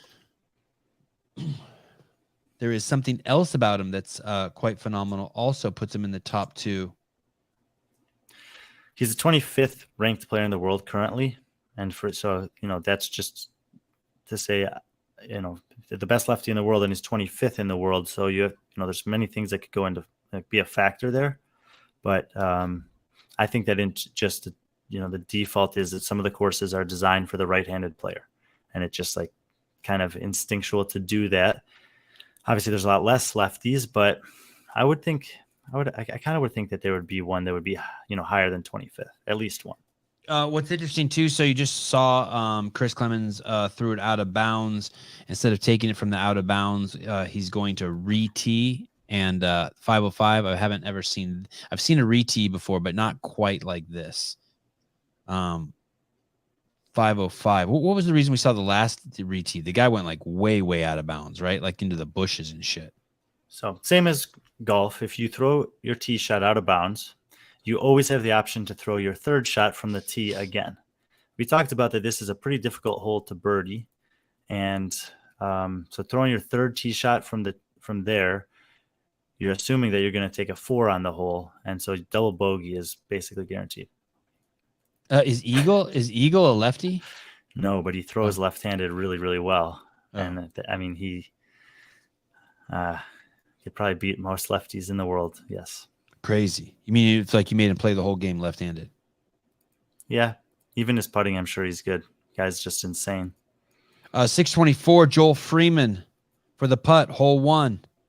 He's sitting in second place. He's the only real threat to Heimberg at the moment. Let's see what he can do. Looks like he just got out of jail. Not a good start, hole 1. Not intimidating at all, Joel. No, and it's so Clemens ended up taking the bogey there, which we saw the red there in the bottom right, and that means that he, after his second tee shot, he got there in 3 shots.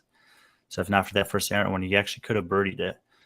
Pretty bad miss for Joel. Obviously would love to get the birdie there, and coming up short on the first hole is never really a good feeling. And we were supposed to see Calvin's putt, but I didn't give Caleb the... I come up short on the first hole almost every single tournament I play. You do? Yeah, sucks. Hole 2. Oh, we're going to get a look at Clemens. Let's see. We'll check out Clemens here. Hole 1, going for the putt. Clemens one of the fastest players on tours, meaning that once he steps up to a shot, he takes less time than most of the guys to either putt or throw. Hole 2. By the way, for any of these guys, it's crazy to be on the main card, by the way. It seems like it's a crazy honor, and especially for these guys to be playing with Calvin because he's just crushing it, right? Yeah. And we did not see this hole in the second round, but this is a really cool shot. It's a low ceiling. You can take a backhand or a forehand at this. There's a little out of bounds bunker in front of the hole. It's 360 feet and pretty demanding. Heimberg off the tee. I'd say most of the players are going with forehand here, most of the right-handed players. And he gets that little anti-skip, so the disc is moving to one way, but when it hits the ground because of the angle, it kind of straightens it out, and that's exactly what he was playing it for, and he's about 20 feet away. 903, Joel Freeman, second place for the putt. He's the one who shit the bed on the last one. See what he can do. Down by 5. When you're one of the best guys in the world, that's like a pretty easy fix. He'll know exactly what he didn't do and why it came out short, and that's the only thing he'll be focusing on there to make sure that he corrects it. Extra sloppy, showing off a little bit. What happened to the aggro dude? He's not in this one. I appreciate a little. You're just trying to let us know you know shit. That's good. I like that. I feel you. Did he play in this one? The aggro dude, Nick, whatever. The guy who got in the face of the ref. Oh, Nicola Castro. Yeah, he did play in this tournament, but he didn't do well enough to get onto any of these cards. He ended up finishing 14th, tied for 14th on the tournament. Karma. 9-10, hole 2, final round. Vinny for the putt. Fuck this up, Vinny. Give people some hope. It's now up to Vinny to fuck up, so to give the other guy some hope. Not today. Nope. Birdie start. And when, he already had I think a four-stroke lead coming in, so not looking great at this point for anyone else. We'll skip straight to 12. Oh, no, let's do 10:30. Let's look over. We'll fly over the hole. Here's a good look at the hole, guys. 10:30. Got the aerial view. See the monster bridge. This is a par 4. This is the second shot. You got to go over the OB, and this is one we saw Ezra miss that putt on yesterday. That resulted in a 3-putt. 12, Anthony Barella. This is the guy. This is another AB. This is different than the other AB, right? No, this is him. Same AB. Okay. Anthony Barella, tough second shot from out of bounds. No look at the basket. Let's see how he deals. She's going to try to throw a forehand roller here. Jackass. And he's just laying up to a position. Or not. Yeah. He threw that shit out of bounds, guys. I think he threw that shit out. He just threw it across the course out of bounds like a kid. Like He didn't need to do that. That's an unnecessarily aggressive shot. He's not able to get to the green from there. He could literally just take a little putter and jump putt it out to the middle. And it's going to be 20 or 30 feet further away from where he wanted to be. And that's what he should have done, I think. 1324, Vinny. Mark down that stroke. Remember that stroke. That one that went out of bounds? Yeah, an unnecessary stroke you gave away there. 1324, Calvin. We saw him absolutely park this one yesterday. That's a good thing. That means when you get it close to the basket. Yep, and this one comes out low, and he's got like 45 feet uphill. That's a tough putt. If you miss that and it hits the cage, it's rolling all the way down. 14 minutes. Heimberg for the putt. This is a good angle here because you can see just how below the basket he is. He really has got to get it up there. And you see how that bounces up there on edge? Like that can so easily just catch edge and roll all the way down the hill. 14-10, Joel Freeman for the putt. Joel, are you going to do it or not? Beautiful shot by the cameraman. Beautiful fucking shot, by the way. Yeah, here we go. Very cool. The common miss on a putt like this is low. And he misses low. But just like Calvin, he got lucky and stuck right there.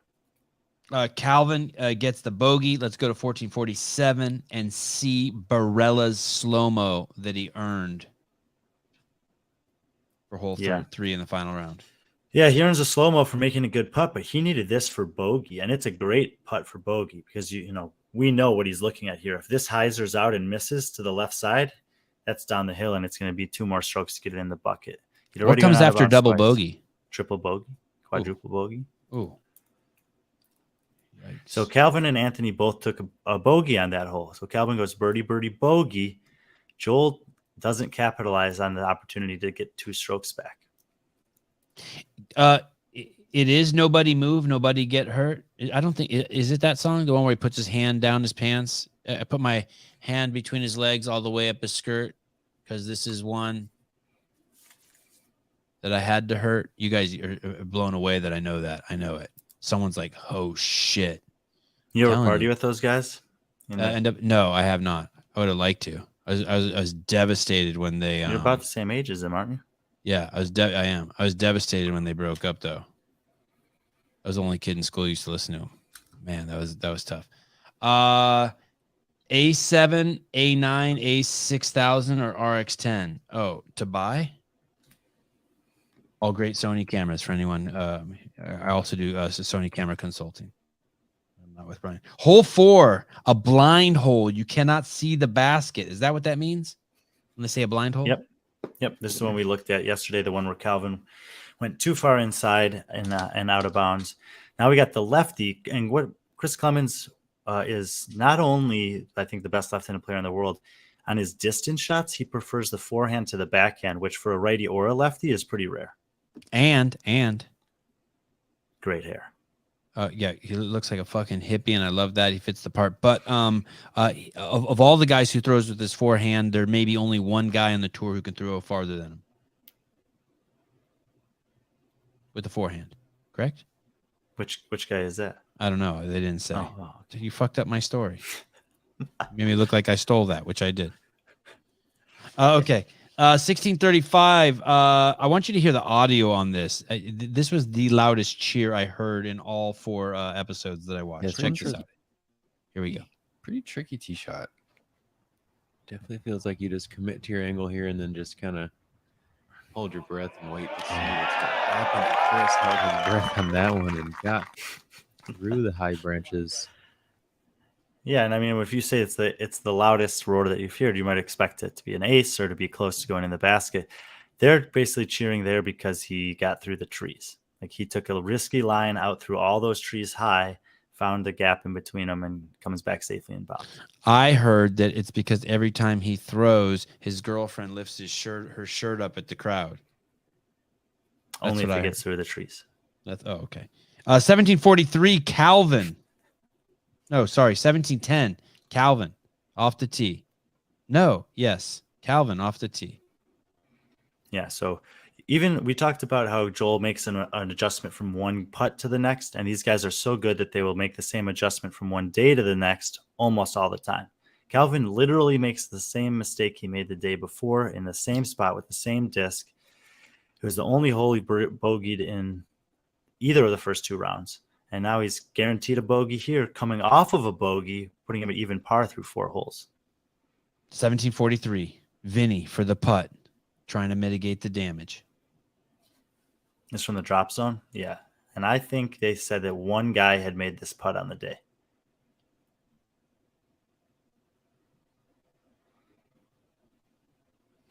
Nuts. Great throw, though. Great run. That's like, obviously he needs 10 more feet to get in the basket, but dead on line, safe miss.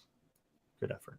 1756, Chris Clemens, the hippie for the putt. The lefty, you meant. Yeah, the lefty, not the hippie. And that is very reminiscent of the one we saw that Joel missed the other day. And he just doesn't finish forward all the way. He kind of like pulls back out of it. And that's why I think he leaves it short. Calvin, SEMA says he's definitely going to win, but now he's only up by 2 strokes. It's the worst position he's been in all day since the beginning. Let's see what Anthony Barella does off the tee. Have I talked too much? We've talked about Anthony Barella before, right? Yeah, I think so. I knew that there was an AB, but I didn't know I kept forgetting his name was Anthony Barella. Yeah, that's him.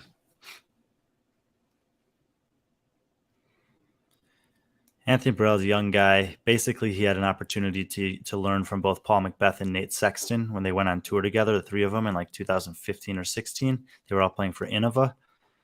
Paul was winning a bunch of world championships at the time. Nate was, one of the 10 best players in the history of the sport, really. So he had these incredible mentors. Paul eventually left Innova to go play at Discraft. And this offseason, Anthony Barella left and now is playing at Discraft with Paul. If you were wearing a CEO shirt, he would have made that putt. Thank you, Wad Zombie. Get your CEO shirts now at Vindicate or Life is RX. James Krakava. I feel like the chat and the podcast are 2 different things. I hate this. I hate it when people say this. It's like my wife is talking to her friend in the parking lot, and everyone is waiting them to finish so we can go home. Me and Brian are the old your wife. God, like, ugh. 2012, Calvin off the tee. Did we already do that? Calvin off the tee. We saw Barella off the tee. Calvin off the tee. Great shot for Anthony. This is the hole we saw the previous day. That it's hard to get it to stop there. It's really easy to leave it short. It's really easy to get it to go far down the hill long. What? Paul? No Paul McBeth in this event? No, he didn't play. And Calvin does basically just as good as Anthony. 21-15, Barella for the putt. Pretty much. Barella is -18, Heimberg -23. Barella needs to do some excellent work here. Downhill shot. Yeah. And it's that's an easy putt. Like that's not a far distance for them. But again, when you're staring at a straight drop off behind the basket, it's so easy to do that. 21-25, Heimberg for the birdie. If he makes this, it will be bye-bye to Barella, and it will just be him and Freeman. There we go. Yeah, and so it's he's not very much closer, but a much better angle, pin high, no hill that he's looking at. Hole 6, 24-10. Joel Freeman, second shot.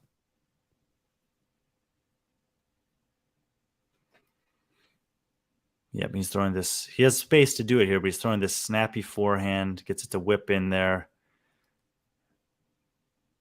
How old is Joel Freeman? I can't tell if he's 20 or if he's 57. He kind of looks like he's part reptile. He looks like an alligator. A nice Jewish name, like a San Diego Jew, but ageless, but it's got a kind of like a Louisiana look to him, like he's from the bayou.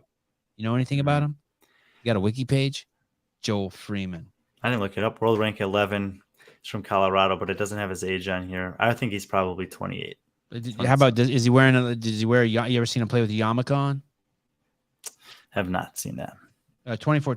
So Joel Freeman with the great shot. 24-25. Chris Clemens, the hippie, second shot. Yeah, and this is, left-handed backhand. This is a really, really stock shot. It should just be an easy hyzer finish. Yep, perfect. 25-02. Calvin with the second shot. Looks like Joel and Chris are putting the pressure on Calvin. Let's see what Calvin's got. It's an overstable approach disc. It's his signature disc called the Toro. Pretty good. Worst shot of the three, but still good. 25-10. Calvin for the putt since he's furthest from the hole.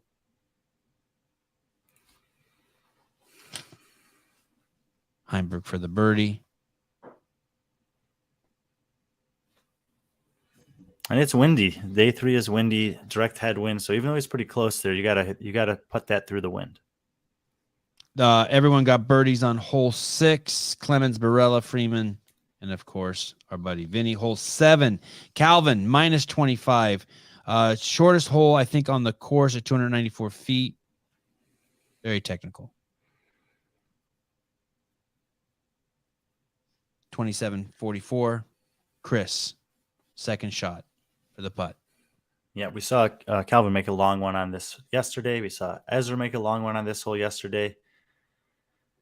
Chris comes up probably an inch short there, hits the top of the cage. 27-56. Anthony Barella for the putt.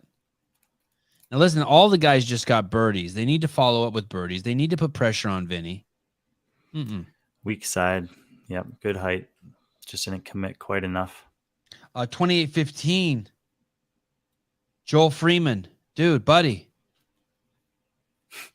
Don't let Heimberg run with it. Heimberg watching from behind. Joel keeps the pressure on, kinda. No, that's a good putt. He actually was the only one to make a birdie on that hole.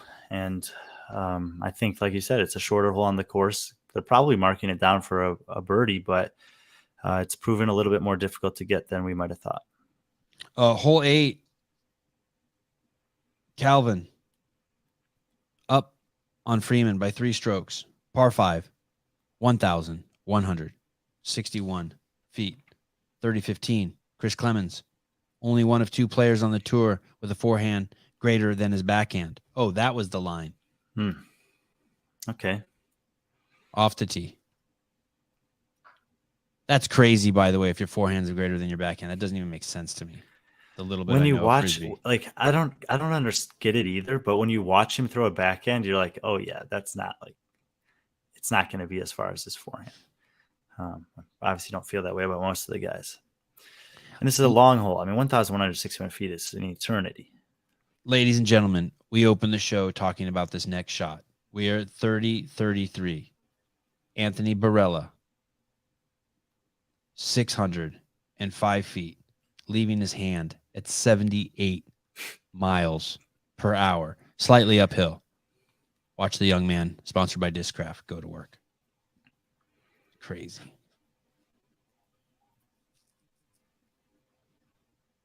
Oh my God, that is just insane.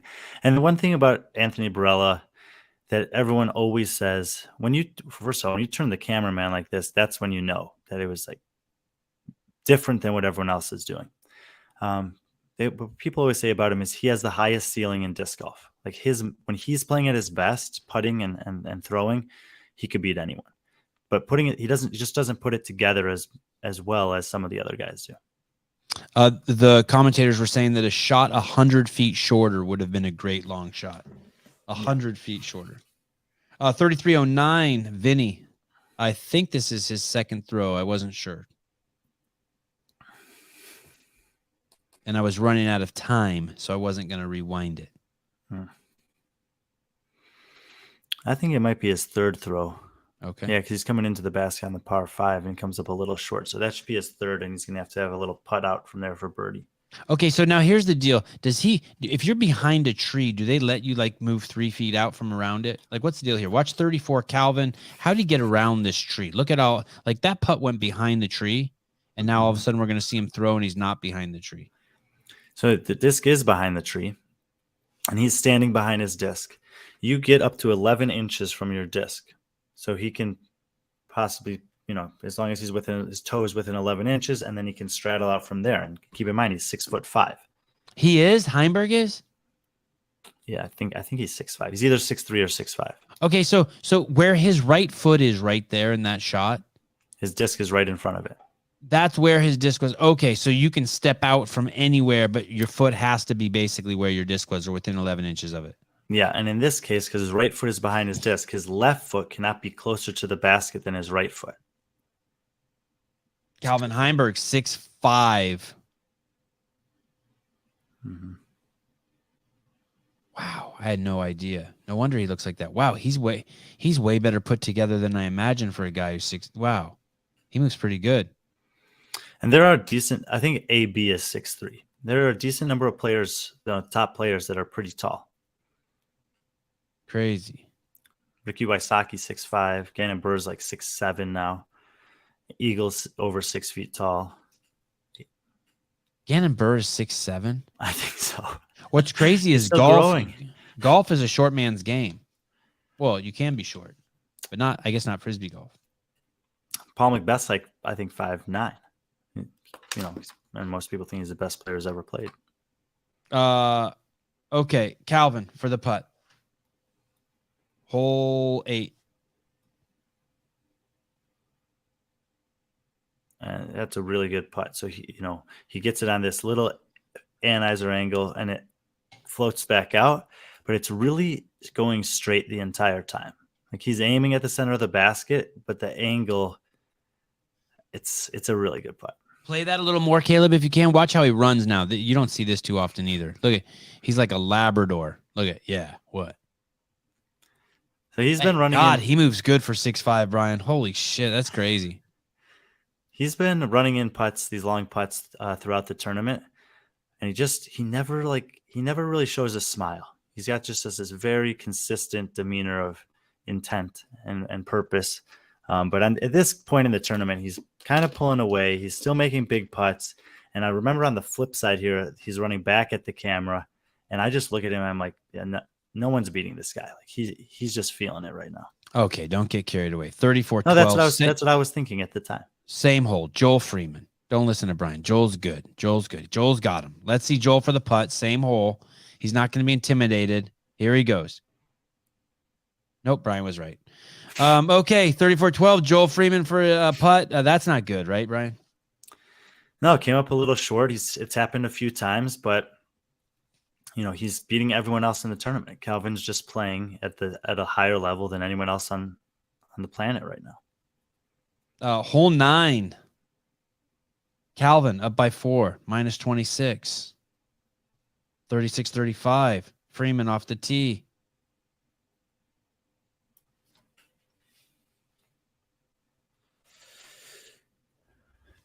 Yeah.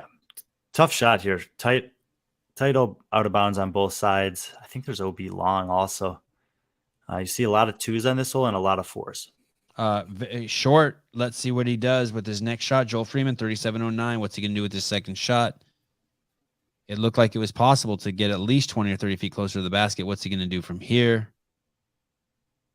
No, I never really had a chance. I think he was laying it up. 37-20. Chris Clemson for the putt. Clemens. Yeah, it doesn't matter. He's lucky he gets time on our show. Chris Clemens, the hippie. He did not have a great round on round 3. Oh, that's tough. Yeah. He should have lit some sage and wore a crystal necklace if you wanted to make that. 37-40. Anthony Barella for the putt. Yeah, big putt here for AB. If he can make this, I think he can pull within 1 of Freeman. Freeman's had a bit of a slow front 9, and AB is settling into a little rhythm here. Guys, you see right behind Barella there's a strip that goes from the screen left to right. I think that's marshy right there. That's muddy and wet. And I think that's where those crayfish also, by the way, are pushing up their, what'd you call them earlier? Their towers? The chimneys. Their chimneys, yeah. Crawfish chimneys. Guys, the commentators were mentioning how Joel Freeman, after every shot, does a little chatter. He talks to himself. He lets his inside thoughts out, and that Joel's not a fan of that behavior that he has, like his muttering and his talking. I didn't hear exactly what he's saying, but I personally like that. And as long as he can, I think it's the story he tells himself about that. That's what's really bothering him, and not his antics. So if you're doing antics or talking or frustrated or, and it's bothering you, just accept it. Just do it. Just miss a shot and be like, motherfucker. That's it. It's fine. Just don't judge yourself and you're good. Round 3, part 2. I'm not only a expert on Sony cameras, but I'm also a mental expert. Either I do consulting in that, either parenting expert. I'm a bunch of experts. Oh, interesting. Wow. Oh, okay. What lenses do you have for the A9? That's an insane camera. Macro lenses. My friend has the A7, the A9, the A6000, and the RX10 too. Crazy. Those you camera buffs. What a great life. Okay. We're in the final 9 with Calvin Heimberg, hole 10.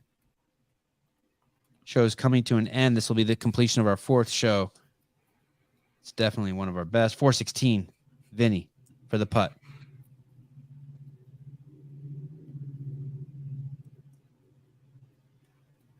I thought I heard a UFO fly overhead. Did you hear that sound? What was that? I think there was an airplane that flew over here. Oh. It sounded pretty close, though. Vinny keeping Maybe the it was the birdies train. alive. Yep. Calvin's playing well. He had those 2 bogeys on 3 and 4. Then he made birdie on 5, 6, 8, and now 10. So he's moving in the right direction again. Oh, wow. This is an incredible. This is what a trippy comment. But I love it. Let's just take a moment to just enjoy friendship right here. My friend loves morbidly obese women. His eyes light up when he talks about them. He's my friend, so I listen. It's like a fucking children's book. Wow, that's crazy. Wow, James is on fucking mushrooms. That is incredible. We have a good group of people here. A 5, Joel Freeman for par. Come on, Joel.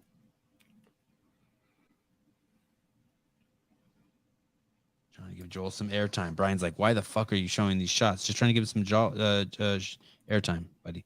Calvin, -5 after the birdie here. Hole 11, 748. Heimberg.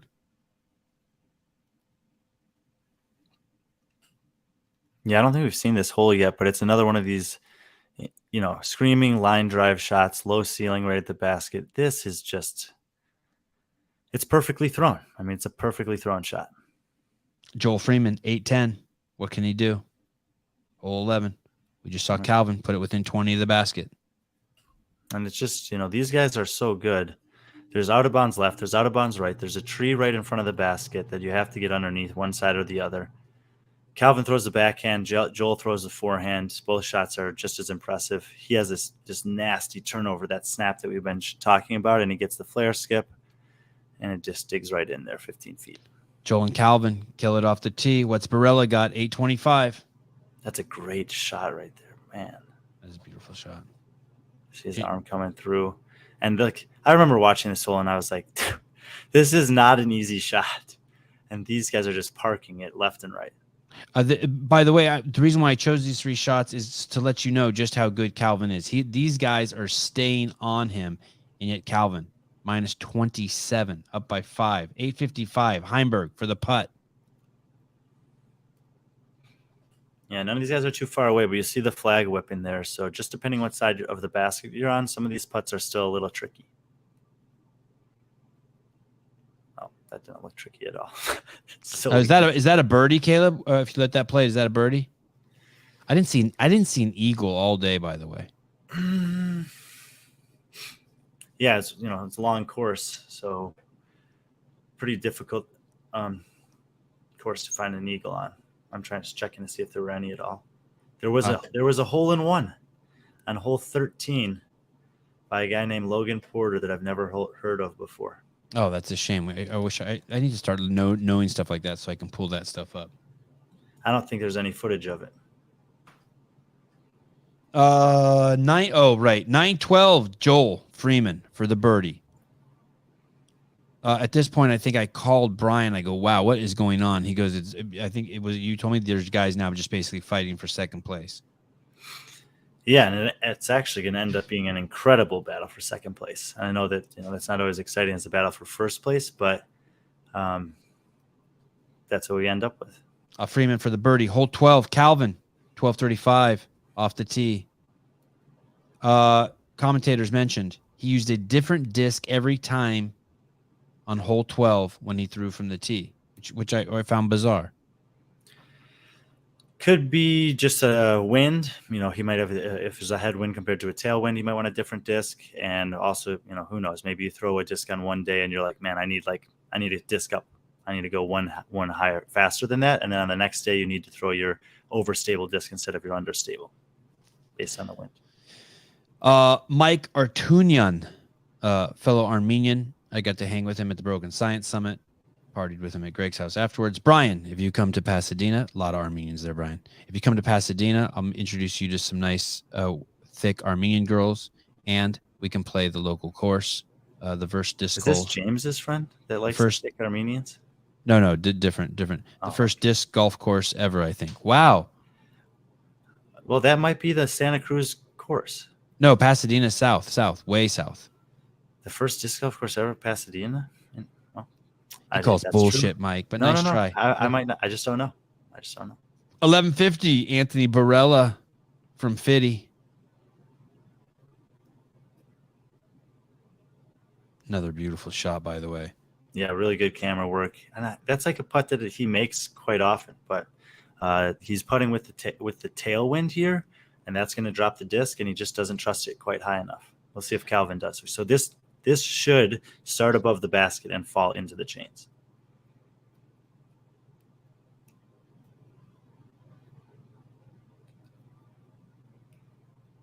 Starts it up at the band and not quite as high as I thought. Brutal.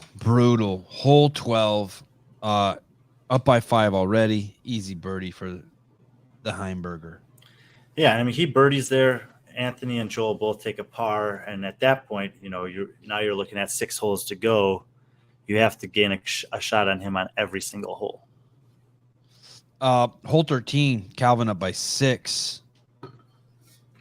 We'll go straight to the putt. 15-18, Calvin from the putt from the bushes. He was in the bushes on this one yesterday. He finds himself in the bushes again, and I think again it's just not really has a chance. Doesn't really have a chance to make it. I mean, that's not a putting stroke. I need to ask you a question about a question that's about another question. Someone has a question in the comments about why you didn't answer one of their previous questions. Which question would you like to answer? Why you didn't answer their previous question, or do you want me to go back to the first question so you can answer the question they originally asked, and then we'll disregard the second question? First one. Okay, well, that's nice of you, because that's really nice of you. Would you use a hard or soft putter on this shot, Brian? They were talking about the previous hole. Pretty interesting question, actually. I was playing earlier today. I have 2 hard Lunas and 2 soft Lunas in my bag, which are the putters for Discraft primarily. And I've been putting with the hard ones, but I was feeling the soft ones today. So I think it's more of a feel thing than anything. There you go. Okay. I'm going to do an in the bag video soon, by the way. Oh, captivating. Hole 13, Calvin up by 6 for the putt from the bushes. This is ridiculous. Yeah, and the last time he had to do that, he didn't turn it enough. This time he did get the correct turn on it, but he was way further back. And so we're kind of seeing, similarly to the tournament that he lost because of that one hole where he just had like 5 strokes over par on hole 12 and he lost in the tournament. He's now had 2 holes, 2 days in a row hole 4 and hole 13, where he's been way out of position. Bogeyed hole 4 both days and parred hole 13 both days. I think my beard grew a half inch. This show is so long. Hole 14, 2024. Anthony Barella with the flat bill, but not gangsta. Although I do think he had some ear piercings. Yeah, he does. He wears the big glasses. Got the chain.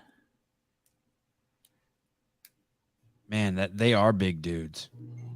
Yeah, and he's had a bunch of these kind of awkward stance putts, and he just hasn't been able to find it all day on the awkward ones. I mean, he's playing fine, but he'd want to probably make 1 out of 3 of those. It's 11:35 in Chicago. The temperatures dropped below 30 degrees, and Brian's heat just turned on. Only experts with headphones on would notice that sound. 2035. 10:35. 10:35. 2035. You're still showing Clemens at this point? Heimberg. No, I don't know what the fuck he's doing there. He's toast. Get the hell out of there. I like his headband. C. Beaver's just giving him some love. C. Beaver just likes a man with long hair. 2035, Calvin for the putt. I gave him the wrong time code. He's looking for he's acting cool while he looks for Calvin because I fucked his shit up. So he was in the woods on this one the day before where he had to do the basketball putt. Looks like he's about 5 feet to the right and he's got an open putt. God, this guy looks like he's wearing a wig. Occasionally he does cut his hair a bit shorter. It's like remarkably different. 2055, Joel Freeman, also from the bushes. Also from the bushes, but no obstruction here. So pretty much expecting to make it. But if you look at the bottom at this point, Freeman's at 23, Barella's at 23. So Anthony's reeled him in. That's and he's toast. And he's toast. With that miss, he's toast. Hole 15. 22-15. Vinny off the tee. They both made par there. So they're still even going into hole 15. And this was like when you say they, you mean Freeman and Barella? Yeah. Okay. And the last 4 holes of this card even though Calvin had a big lead, these were really, really fun holes to watch. 22-15. Calvin off the tee.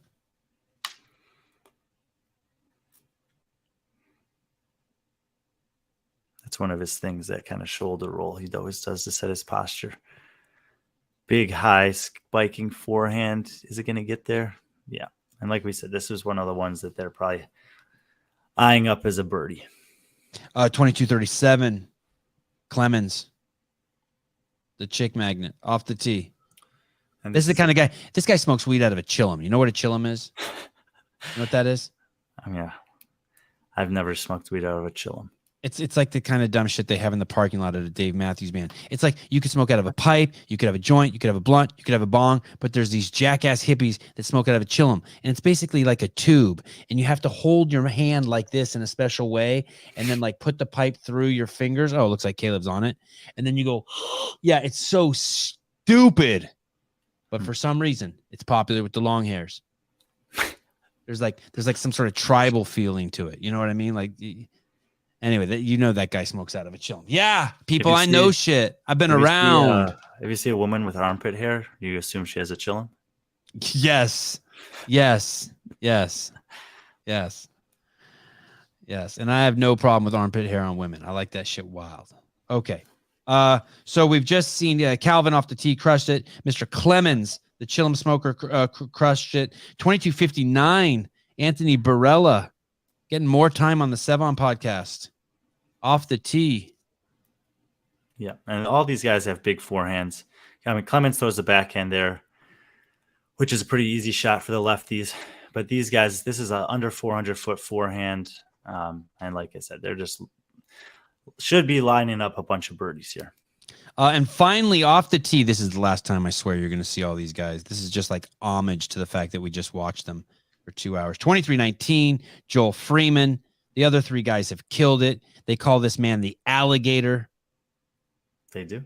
They do now. He looks like an alligator. He's got the forehead of a fucking some sort of like prehistoric alligator, some reptilian. Freeman, as good, if not better than the rest. What a stud. 24-15, but let's go back to Heimberg for the putt.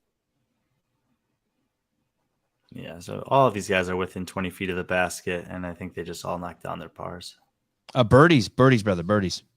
All knocked Hole down 15. their birdies, yeah. Hole 16. Let's make this quick. 2655. Vinny for the putt.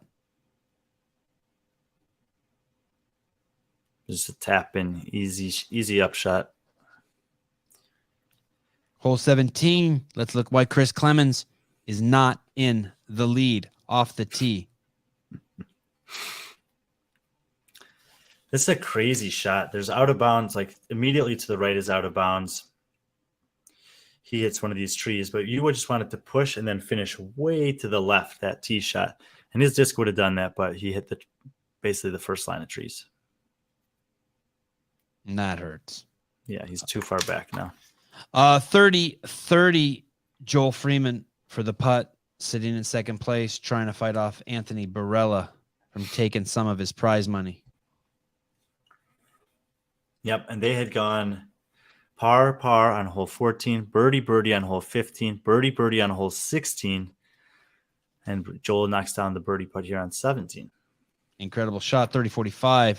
Anthony Barella for the putt. What's he got? And most of this time we've been seeing Joel trying to keep up with Calvin. Now Joel putting the pressure on Anthony here. He makes it, so they're 3 birdies in a row, matching each other going into the last hole. 30-58. Calvin for the putt. Hey, what happened to Jordy? Let's take a pause in the action. Jordy Gramillion in the house. How did Jordy do with the final numbers in? I know he was like 66, 67, 68. Brian's pivoting to another page in his computer. The CrossFit information is never more than a few clicks away. We're checking the leaderboard to see if Jordy will be going to the semifinals. Everyone, please stand up, look to the heavens, and said, "Dear God, please, Jordy." Brian. I haven't found it yet. All right, fine. Sorry, Jordy. We won't know until later. I'm in the middle of a golf show. 65. There's no Yeah, there you go. 60. So he climbed up 1. That's not good, right? Jordy, well, people still have to register. 5 people might not register, and he still might go. Like they might go team or some shit, right? I already see one person that's definitely going team ahead of him. That's not exactly the way. Okay, let's focus on the discs here. Okay, fine. Jordy's like trying to get some escapism from his fucking troubled life, and instead we've turned the eye on him. I apologize. Calvin for the putt, 30-58, hole 17.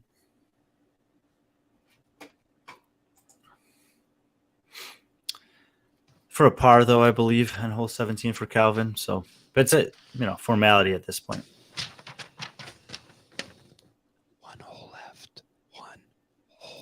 This is the shot right here that I was looking forward to watching. The reason being, I was watching this, and obviously realized Anthony and Joel are tied, and I'm just like, this is the perfect shot for Anthony Barella. He's just going to throw this massive spike hyzer, and I bet it's going to stick 5 feet from the basket. And then he throws this shot. Anthony Barella off the tee, hole 18. Look at this angle. He's throwing that so high, so far to the right. The basket's up there on the hill like we talked about, and he gets the full distance out of it. It's 2 feet away. And just so you know the importance of that, Barella is -26. Freeman is -26. They're fighting for second place. Yeah, and Joel has to watch that and then try to respond. No one on the chase card is on their back? James Proctor went in the clubhouse at 26 under par. Okay. So they needed a birdie to separate from James. Looks like Anthony's going to get one. Barella off the tee. Brian's happy with the throw. Let's see Heimberg off the tee. Our boy Vinny, 6'5", still growing. Looks like he could be Napoleon Dynamite. Doesn't need it here, but you know if you're about to win the tournament, you always want to end with a little highlight. So he's going to try to stick this one close and hopefully get one more birdie. He's about 20 feet to the left, but he's pin high, so he doesn't have much elevation to deal with. 33-25. A resident chillum smoker off the tee. Oh, you're giving like Clemens with the forehand. Actually, really cool to see the forehand on this shot. The spikes it in there, a little roll. Really, that's a really good forehand. 33-40. Trying to bring the money home. Joel. So he had Freeman. the worst drive of the group, and he has to make this putt, otherwise he's going to fall to third. And if he misses it, he could fall to fourth or fifth. Oh, great pauses. Caleb adding tension to the show. Freeman, uphill, no wind. That is such an awesome putt. And I was, I didn't know. I didn't think he'd make that. He's had missed a lot easier putts than that throughout the tournament, but that was awesome, and he's obviously pretty happy with it. Salam alaikum. Strawberries day 1, lime day 2, with a little bit of that jailhouse vibe with the stripes. Oh, top 15 in the world, Brian, you were saying at the beginning of the show? Yeah, he's currently ranked 11th. Bad dude. Anthony Barella's ranked 12th. Bad dude. 34-20. Heimberg for the putt. Hey, what happens here if he just decides like, hey, I don't want to play, and he just throws it off into the water? Can you forfeit a hole and just take a certain number? I'm not sure, actually. Okay. 34-20. Heimberg for the putt on the Sabbath. Good to go. Easy putt. He ends up shooting 10 under in round 1, 13 under in round 2, 10 under in round 3. He was the hot round in the first round. Anthony Barella tied him in the second round, and only one player, Alden Harris, shot better than him in the third round. So pretty dominating victory for Calvin. 6-shot win when we've seen some of the closest tournaments in the history of the sport the last couple of weeks. We know that not all the best players in the world are playing in this, but those guys are just lurking outside the top 10. They can certainly challenge him, and they did for a while, but at the end of the day, he's just playing too good right now. Heimberg, Calvin, Vinny hasn't finished outside the top 3 all season. Second win of the season. Shot a -33. Barella -27. Freeman -27. That's a tie. Who do they decide wins the tie and how? No, they split the money and the points. Wow. All right.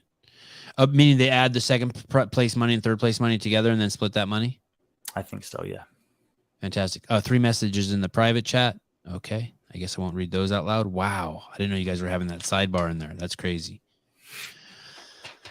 No 6-time champ. No, Brian, we didn't see no Macbeth this weekend, correct? Well, Macbeth's the 6-time world champion. Ricky Wysocki, who's Macbeth's primary rival over the last decade, and we haven't seen play yet this year, is a 6-time Texas State champion winner, and I think he's undefeated at the Texas State Champions. Now, they've all been at a different course than this one, but so we got a new winner for the Texas State Champions this year. New winner for Texas State champion. First time on the golf course. Okay. What about next week?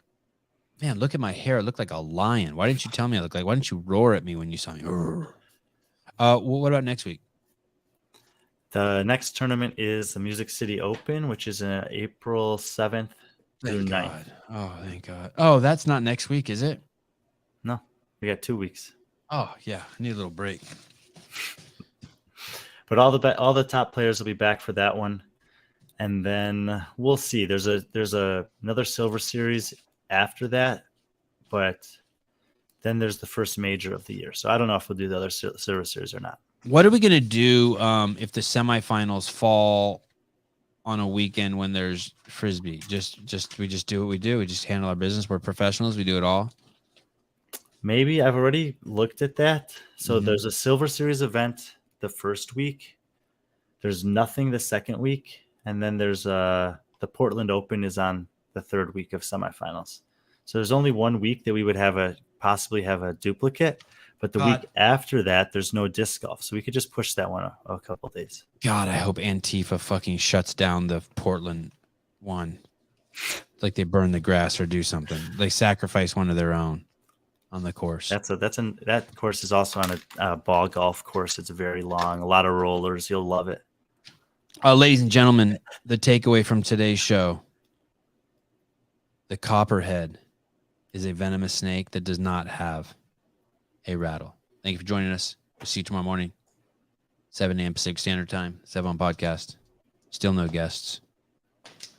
I want to tell you this one thing, Brian. Do you know that there's a show called MILF Manor?